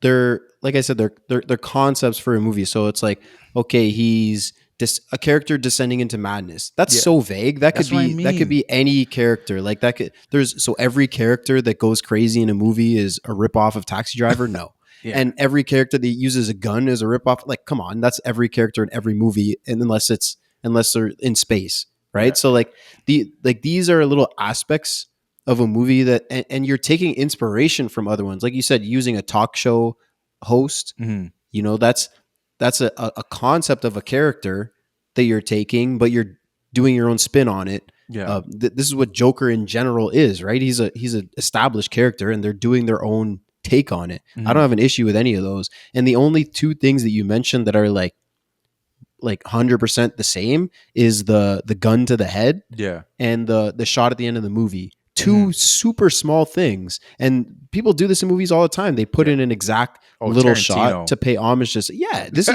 is what film is, right? Yeah. Like they all watch each other's movies, and you're like, oh, I love Taxi Driver, I love Scorsese, I have De Niro in my movie, I want to pay homage to that, and I put this little gunshot thing to my Yeah. character. Boom, that's it. It's not. I'm not taking the whole plot of the movie and just copy pasting it. It's one little thing to pay homage. Mhm. And like you said, the hallway chase scene, same thing. I took some inspiration from this movie. I'm going to pay homage with this quick shot that's literally the end of the movie. It makes no difference to the movie on a grand scale. It's just to pay homage. This happens in movies all the time. I have no beef with any of those. Yeah, and that's what I'm saying. And anyone, I suggest, if you haven't seen Taxi Driver, King of Comedy, they're good movies. Like King of Comedy is actually pretty funny, and then the Taxi Driver is funny. It's funny in its own way too. Like the movies still hold up. For a movie like Taxi Driver came out in 1976, and then Kings of Comedy came out in like 1982, I think.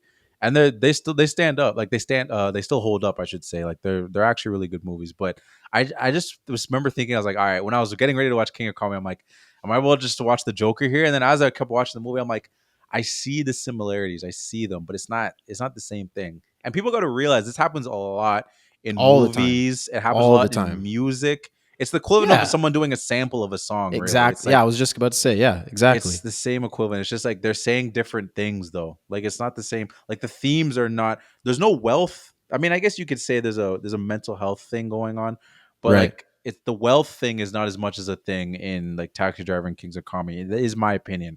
I'm sure I'm gonna get some people that are angry about this because I know it's like this movie is very much you love it or you hate it, and the people that hate it are strong about it. I've seen so many videos. Well, those people probably aren't listening to this episode. Maybe So. they might be. They might be now. Now they're unsubscribing to us just because of me. But yeah, no, I was just Yeah. curious what your thoughts on that was, because like to me it's like the whole like Groundhog Day thing, like the concept of like I don't know if you've seen the movie Groundhog Day or you know the concept of like Yeah. living the same day over and over. Yeah. They've done that movies that concept has been done so many times, and I'm referencing it as Groundhog, but I promise that I'm sure someone before the 1980s thought of the idea of Absolutely. someone living the same day over and over. But just Yeah. because of the age that we all are, we always refer to as the Groundhog thing. But I'm sure that happened probably like in the 30s or the 40s. I'm just not familiar with the movie. But this Yeah. happens where concepts, you don't say the same thing in the movie, but it's a similar concept. Yeah, no, I have no problem whatsoever. I actually like it, especially if you're a movie fan, Yeah. which these directors almost all of them are, right? Yeah. So they put things in for little other movie fans to be like, oh shit, that's from Taxi Driver. Oh shit, that's from Kings of Comedy. Oh, Exactly. that was cool. I like that. And if it's a director that they really have a lot of respect for, or a movie that they loved, and they just, they throw a little thing in their movie just to pay respect or pay homage, it's great. I love it.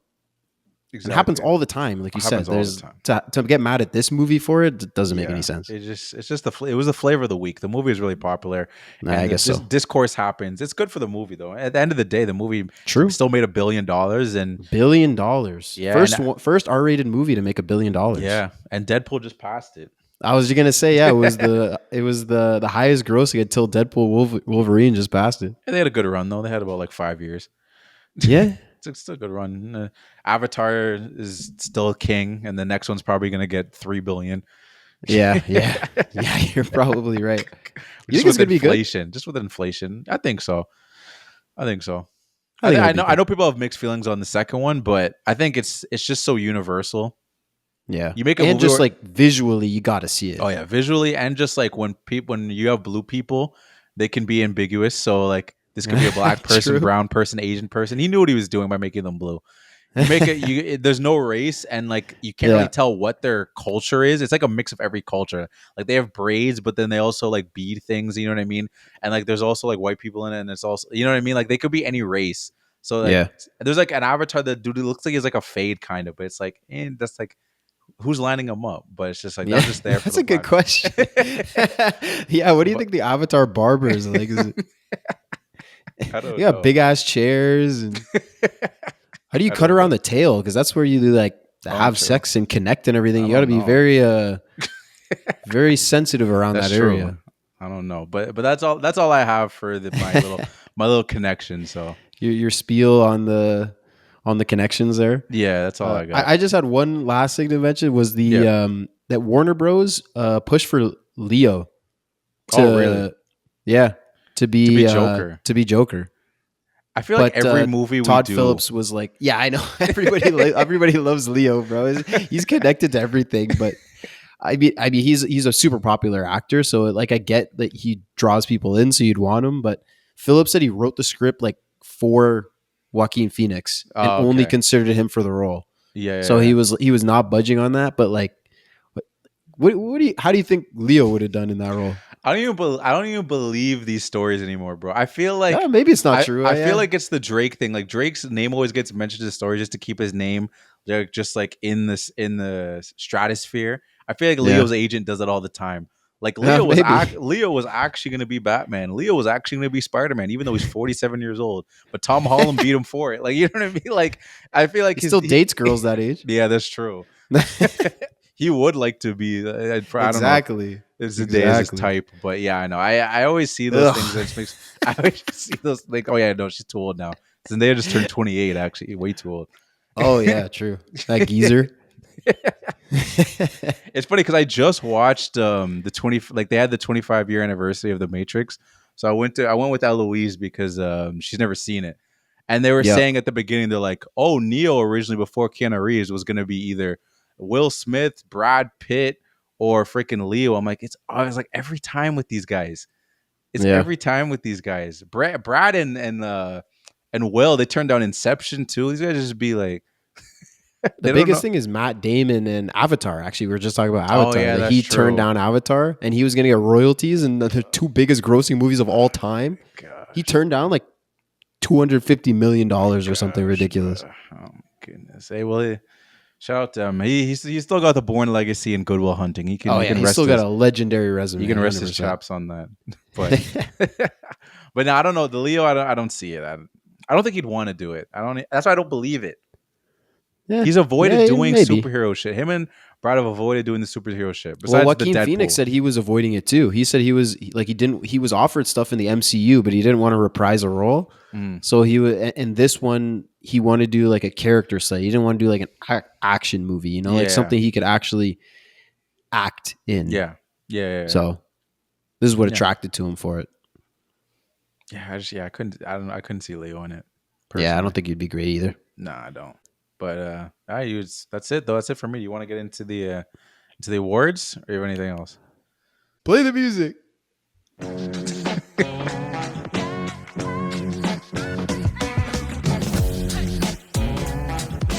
Hey, All right, welcome to the Filmies, everybody. This is our award show, and if this is your first time listening, I'll explain the awards to you as we get to them. But we're gonna start with Fit Check, which is pretty self-explanatory. Best fit in the movie. Dion, who gets your Fit Check? My fit check goes to Arthur in his full formed Joker attire. To me, it's just like it's just an iconic. Because honestly, when I first saw it, I was like, "What? The Joker's not wearing purple?" Because I feel like he's so like synonymous with wearing purple. So at first, I was like, "Yeah, I don't know how I feel about that."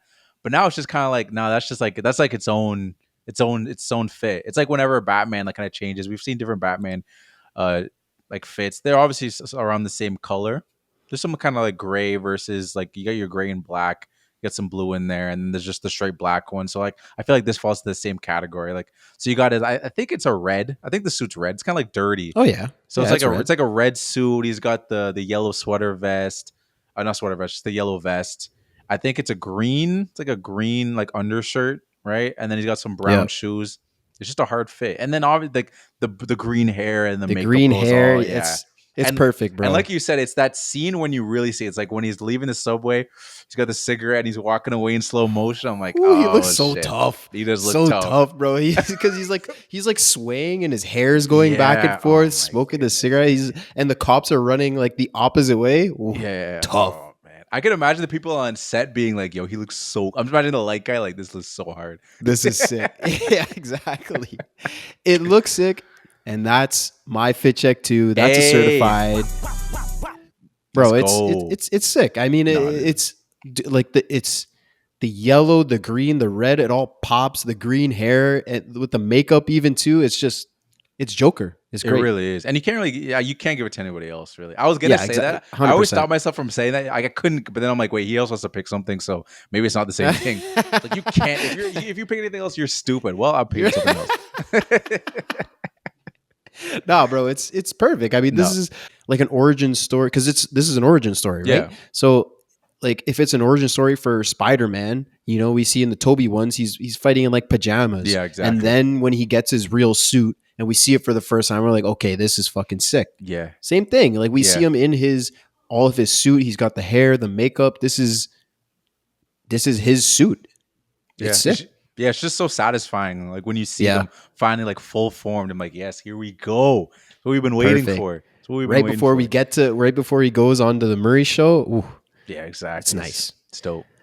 All right, so we're going to move to our Ferris Bueller Award. So this is the lazy award that it could be a character, it could be someone behind the scenes, could be the movie in general, something that we found lazy. So who gets your favorite or what gets your Ferris Bueller Award? So I give my Ferris to the bookers of the Murray show because Okay. it's for them being lazy because I'll give them the benefit of the doubt. I guess it's the 80s. I'm already giving the benefit of the doubt before I even say what it is.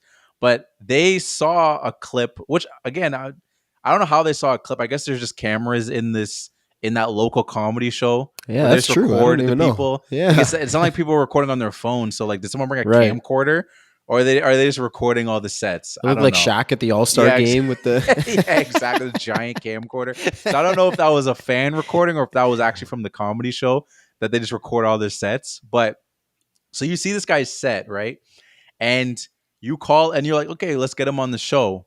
So nobody did any background search on him because if you did a background search on this guy, then you would have known that this guy recently got fired for having a gun at work. at a kid's hospital. At a kid's hospital. So then That's when true. he comes in, what will be the first thing you check to make sure he doesn't have a gun on him? But nobody did any research on this guy. Oh my god, that's a great point. And just based off a clip, they're like, yeah, let's get this guy in and nobody's going to search him at all. Just get him into makeup stats. Yo, well, he came with his own makeup, but Yeah, that's dude, that is a great point. I did not think of that at all, but that's no notes. That's great. Great point. Yeah, like I don't know how they did not look into this guy. Like Murray's a national treasure, clearly, and you're not looking Yeah, out you for gotta his have some best security. safety. Yeah, like Like the guy comes in and he's talking to Arthur, and then Murray comes in and he says, "Hi, Murray." He's like, "Hey, that's Mr. Smith." Yeah. I can't remember the last name, but you're not going to check the gun. that's what I'm saying. You're not gonna pat him down. You won't let him shake his hand. That's a great point. I did not think of that at all, but you're right. You're right. Great That was my lazy only- award. That was my. What about you? What was your Yeah, Ferris Bueller award? mine goes to the cops Okay. that were not the cops that were chasing him, but the cops at the end when they're driving him. Mhm. So they're driving through the streets. There's cars on fire. There's riots happening. There's Yeah. people everywhere. This is the dude in the car that just murdered someone on live TV, admitted to murdering 3 people in the subway, starting these riots, and you're just 2 dudes in a cop car? There's hundreds, thousands of people in the streets, bro. They're obviously they're not worried about law and order at this point. So you're just gonna drive right through the middle of that with no police escort. You have no backup. It's just 2 dudes. This guy just murdered someone on live television, and he started these riots. You don't think any of them are gonna fight for this guy? Of course, he's gonna escape. Oh, so it's the whole department you're blaming it on, or just those 2 guys? Well, no, because those 2 guys, they drove did the what they road. could. Yeah, I guess that. But could they Or not? yeah, pick a you're right. different route? They drove. That's a good point too. Maybe they could have just taken a different route. Maybe they should have looked and be like, "Oh, maybe we shouldn't go this way." Hey, there's 4 cars on fire over there. Maybe let's go the other way. And all those guys running in the clown mask that kind of look like this Yeah, guy's exactly. face. Yeah, maybe The we clown should. mask that this guy started, the guy that's literally in the back seat. What are they doing? That's a good point. That's another, like you said, you think of I wouldn't even think about that too, because I was like, yeah, like why would they first not come deeper, like not have like bring the SWAT for God's sake? Yeah, that's what I I'm don't saying. know, just run, come deep, or just go a different way. Either way, don't do what Yeah. they just did. Drive right through the middle of it with no backup and the guy in the back seat. 2 great lazy awards. Oh, that's good. Those are good that ones. Was good. That was good. Good Ferris we Bueller. we didn't phone it in. No, yeah. Okay, so we're gonna move to the Nas Reed 6th Man Award. So Okay. this is someone with a minor role that did the most with it. Who gets your Nas Reed Award? All right, so mine goes to the guy that was at the Arkham Asylum and was doing like Okay. the paperwork. So I forget Okay, his yeah. actual name, but I'm gonna call him Paperboy because that's his name from Atlanta.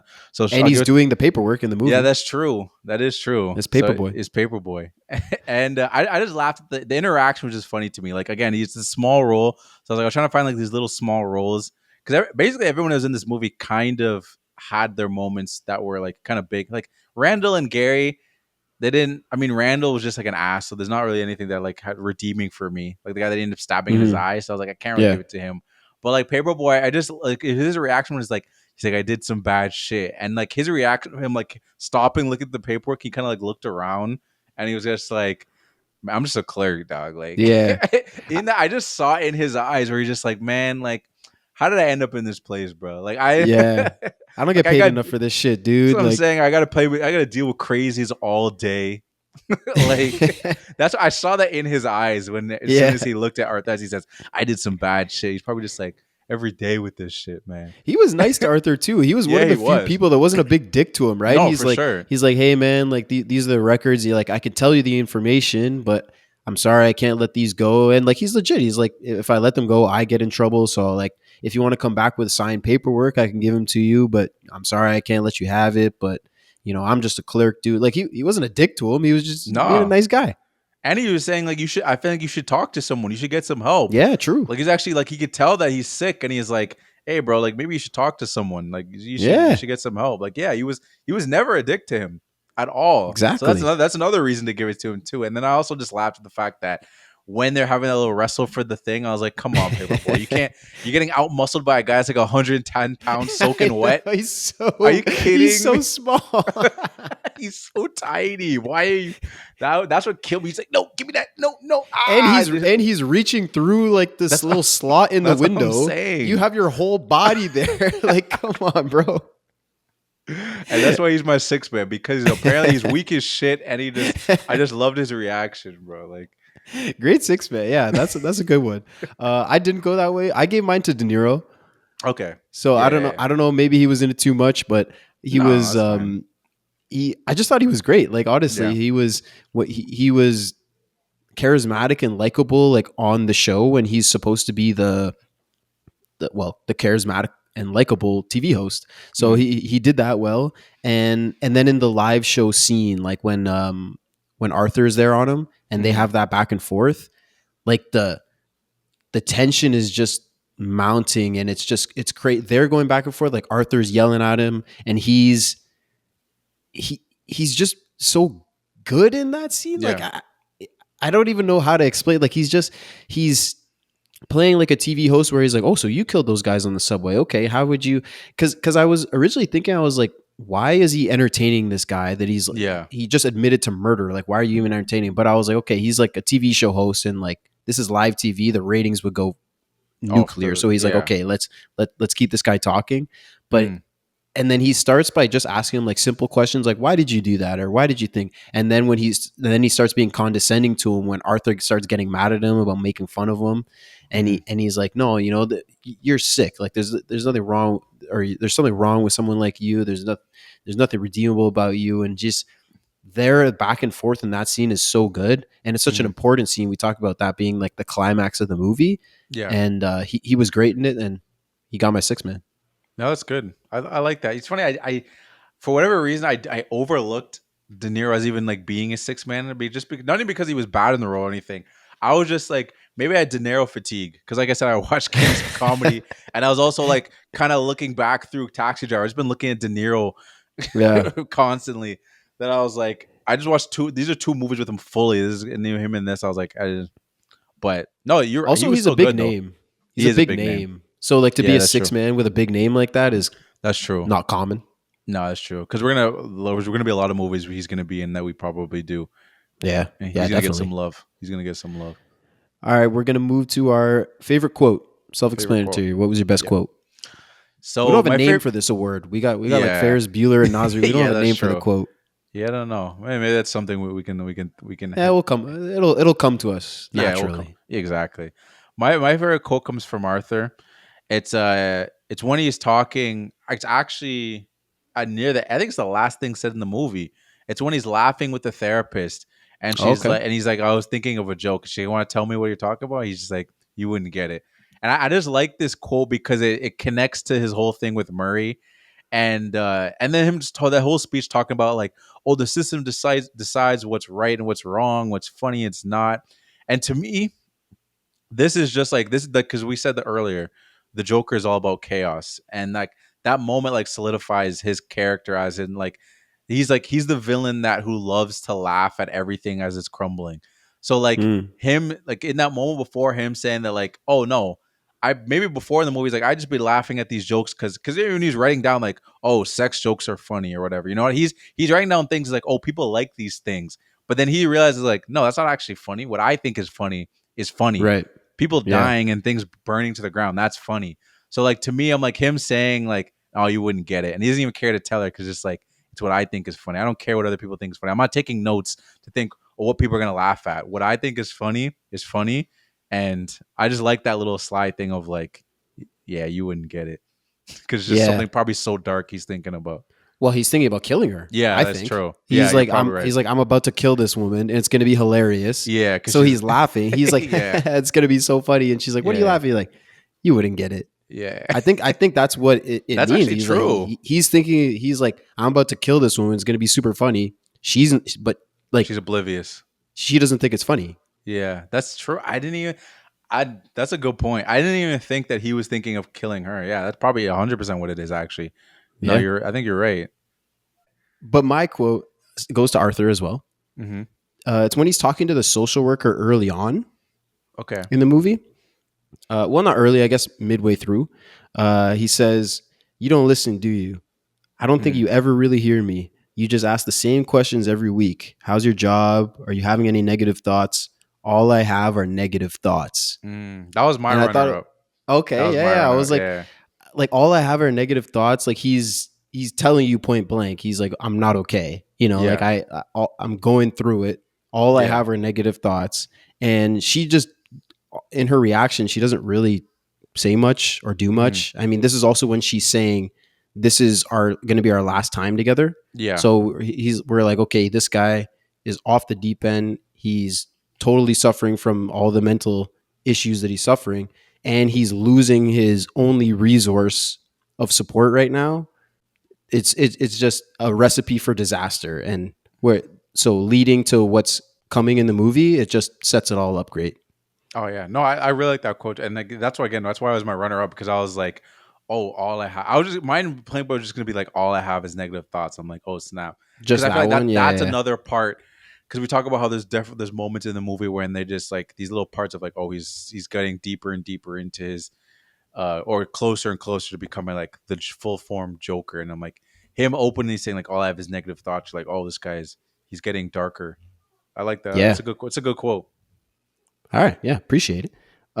So second last, we're going to move to best scene. What was your best scene? So my best scene was the whole scene in the Murray show.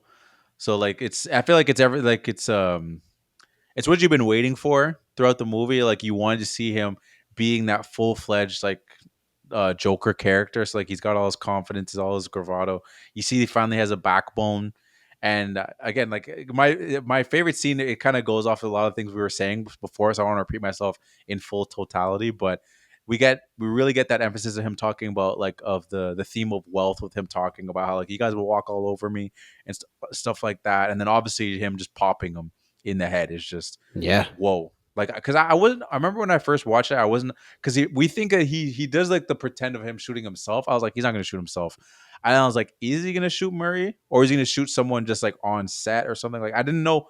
The first time I watched, I wasn't 100% sure. I was like, maybe he's going to shoot him. So then when he did, and the way he did too, like he said, was saying that you get what you deserve. I'm like, oh. And then the second shot too, and then he's like his little dance. I'm like, oh shit. Yeah. Now he's not. He's gone. He's nuts. Yeah. He's fully Joker at this point. Like, Yeah. totally Joker. But this, like, I thought he was going to shoot himself. Okay. Yeah. 'cause I Like, guess it's just a like you said, he standalone movie. practices it, and he was like, this is going to be funny. And, you know, that we see a few times in his notebook, he says, I hope my death makes more sense than my life. True. So, like, he's okay with death. Yeah. So I was like, I thought he was going to do that. That was going to be the punchline of his joke. No, I mean, I could see that. I could imagine that being received even worse by like critics and stuff. Yeah. But and then maybe just DC fans would be like, "What? The Joker wouldn't kill himself?" Like, Yeah. but as just like a standalone movie, if it's not Joker, DC, and all that stuff, that would be a crazy way to go out. Yeah. It'd be a crazy Yeah, way to but go. I like that it's not that, because what happens, like the riots that ensue from that, and then Yeah. we see that he comes out, and we get a second movie now. I mean, we wouldn't be able to get a second movie. That's true. So That's a good point. What about you? yeah, What was no, your... great scene, and Let's go. it's mine too. It's a certified go. best scene. Yeah. It's Yeah. great, dude. Like I was talking about before, like the De Niro and Phoenix going Yeah. at each other back and forth. They're both amazing this scene. I mean, Joaquin Phoenix yeah. even won the Academy Award for Best Actor for this Yeah. movie. So he was great in this movie. And the suspense and the pressure that builds up, like when he enters, you know, it's all light and fun. The music's playing, and Yeah. because they all expect him to be just a good guest on the show, right? Yeah, exactly. He So tells the some jokes. vibe is height, the tone is light, and then he tells a knock knock joke about someone dying from a drunk driver, and everyone's Yeah. like, "That's not Yeah, you funny. Like, you shouldn't joke why would about you say that. that?" So everything's kind of weird at that point, and then Yeah. he starts going like really crazy, and everything's building up, and it's just, oh my god, I need to know what happens next. I'm Yeah. just so locked in, and then like you said, when he pops Murray, it's just like, holy shit, this was Wild. It's amazing. Yeah, I did. And there's that. You just remind me there's that funny line too with the knock knock joke. I almost forgot about too. He's just flipping through his books. Knock knock, and Murray's like, "You had to look through your books for that." And everyone, he just looks at the See? camera. What Got an him. asshole. But this is why Arthur's like, you invited me on the show just to make fun of me. Yeah, like, fuck exactly. you. This is what's wrong with you people. And Yeah. so this is he knows like this is what he's fighting, right? Everybody that just walks all over him, treats him like shit. He's like, that's another way that they did it. But you're right, that was funny. And I noticed too, what I wrote down in this scene specifically, Mhm. they made a lot of quick cuts, like reverse shot of Joker and Murray, like when they were going back and forth. It's Oh, yeah. close-ups of their face when they're talking to each other, and I feel like that was really good to build the suspense, because it made their back and forth feel like fast-paced almost, You know, like if it was just not an overhead, but like a wide shot of seeing both of them, and they're kind of just yelling at each other. I don't know. I feel like it brought us close and into the tension. I don't know. I don't even know how to explain it. I think it worked well. No, I know you. There were tight shots. It's like you said. Yeah. It's like It's quick. You almost forget that they're at a show. You know what I mean? Like they're not. It's not like this wide shot. Yeah, it's not a wide shot of they're showing the crowd and everything, making you remember them. Hey, he's at a show, by the way. And the people sitting beside them, you don't even see them. They're like maybe in the distance, but they're blurred out. Like the focus is just on those two faces. It's just like we're having this intense back and forth. It's like, nah, this isn't about the show anymore. Now these two dudes are just going back and forth. Literally two of the greatest actors of all time, just going back and forth. Yeah, great, so great point. Like I think you explained it basically the way I said I couldn't. You know, I was like, oh, I can't explain it. I think you're right. That's it. Like they take us out of the context of a talk show, right? It's just two guys that are pissed off at each other. One of them that's an absolute maniac, so we don't know what's going to happen. So I think that's kind of why it becomes so tense, because like you said, we're out of the show. Like we forget that they're on stage at a live show and there's all these other people here. It goes fast, quick, and it's quite a bit of their back and forth.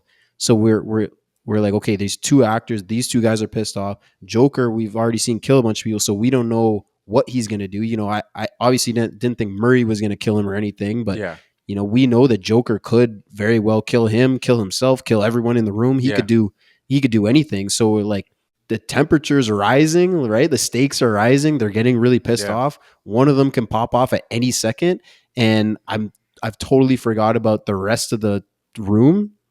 It's so good. Yeah, and you're just locked in. It's great. Yeah. No, it's a really great good point. Scene. So last and not least, our MVP.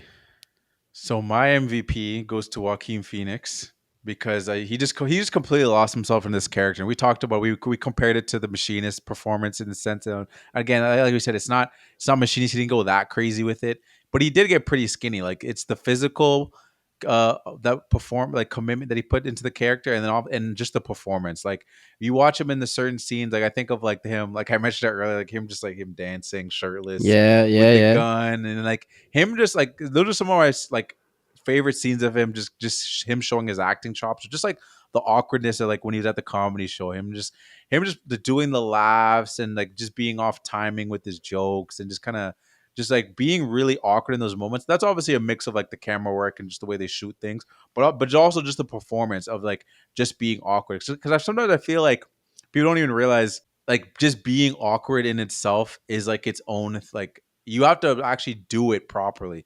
Like sometimes people try to be scary or be awkward, and it isn't play off.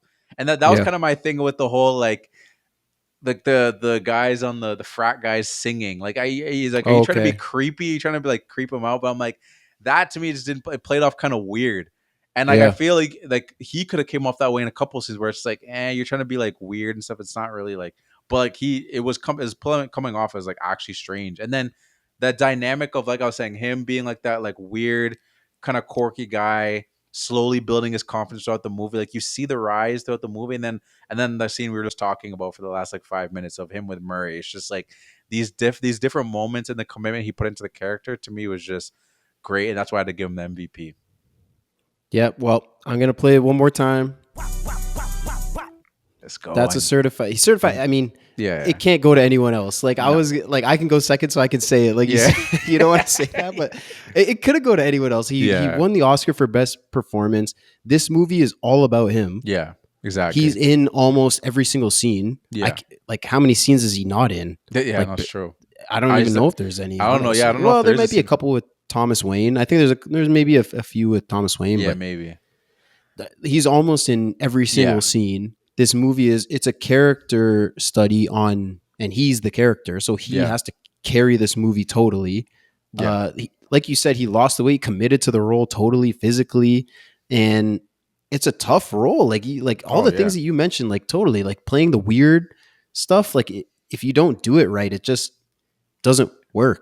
And it's just he kills every scene that he's in, and like I said, that's basically the whole movie. He has to be the MVP. Yeah, no, he just had to be, and I'm excited. Like we talked about at the beginning a little bit as we wrap this up that I'm excited to see the sequel. I'm open, and again, like I know some people have mixed reviews because they're marketing as a musical and it's going to be a musical, but like that doesn't bother me because I don't mind it. Because I'm still interested to see what the story is, and yeah, it's not coming out for another month, so like we still got basically a month, so we still got some time before it actually comes out. But I'm excited. Well, I guess by the time this comes out, it won't be a month. Yeah, But it'll be a couple weeks it'll be a by couple of when weeks. this Yeah. comes out. But Damn, I I just mean, exposed us. the new movie, like you said, has mixed reviews, but this one also had mixed reviews. Yeah, And like we exactly. were talking about before, like you went in on about all the stuff that people didn't like about the movie. Like Yeah. you could either love it or hate it. Yeah. So this new movie, maybe it's a similar thing. You know, if it has callbacks or if it's slow paced, like I could see someone saying this movie's slow paced, right? Because Yeah. there's a lot of time spent. We take our time with Arthur, like Mhm. the scenes that he's like dancing with the gun, and when he's dyeing his hair in the bathroom, like these are pretty long takes, Yeah. and they're taking their time with it. But so it could be the same style. I'm assuming it's the same style of movie. It's the same director, the Yeah. same cast coming back. So I'm assuming it's the same style. So it could be the same thing, like a polarizing movie that people either love or hate. So that would be why it gets mixed reviews. But I'm really looking forward to it too. I'm excited. Yeah, I don't care too because like critics didn't like the first one too. It's the fans that brought up the That's movie. what I mean. So like if critics are hating on it a month before the movie comes out, it doesn't mean anything to me. I'm ready whenever a movie comes out. If I'm excited about seeing it, I don't care what the critics say because there's so many Same. examples of critics not liking a movie and then the fans just fucking love it. So like it doesn't mean anything to me. I'm still gonna watch it. Yeah, I don't even look at ratings. I don't Yeah. care in the slightest about ratings. If I'm interested in watching a movie, I'll watch it and then I'll have my own opinion. If I don't like it, I don't like it, and if I do, I do. And if whether that agrees with the critics or not, I don't care. Yeah, and I'm the exact same way.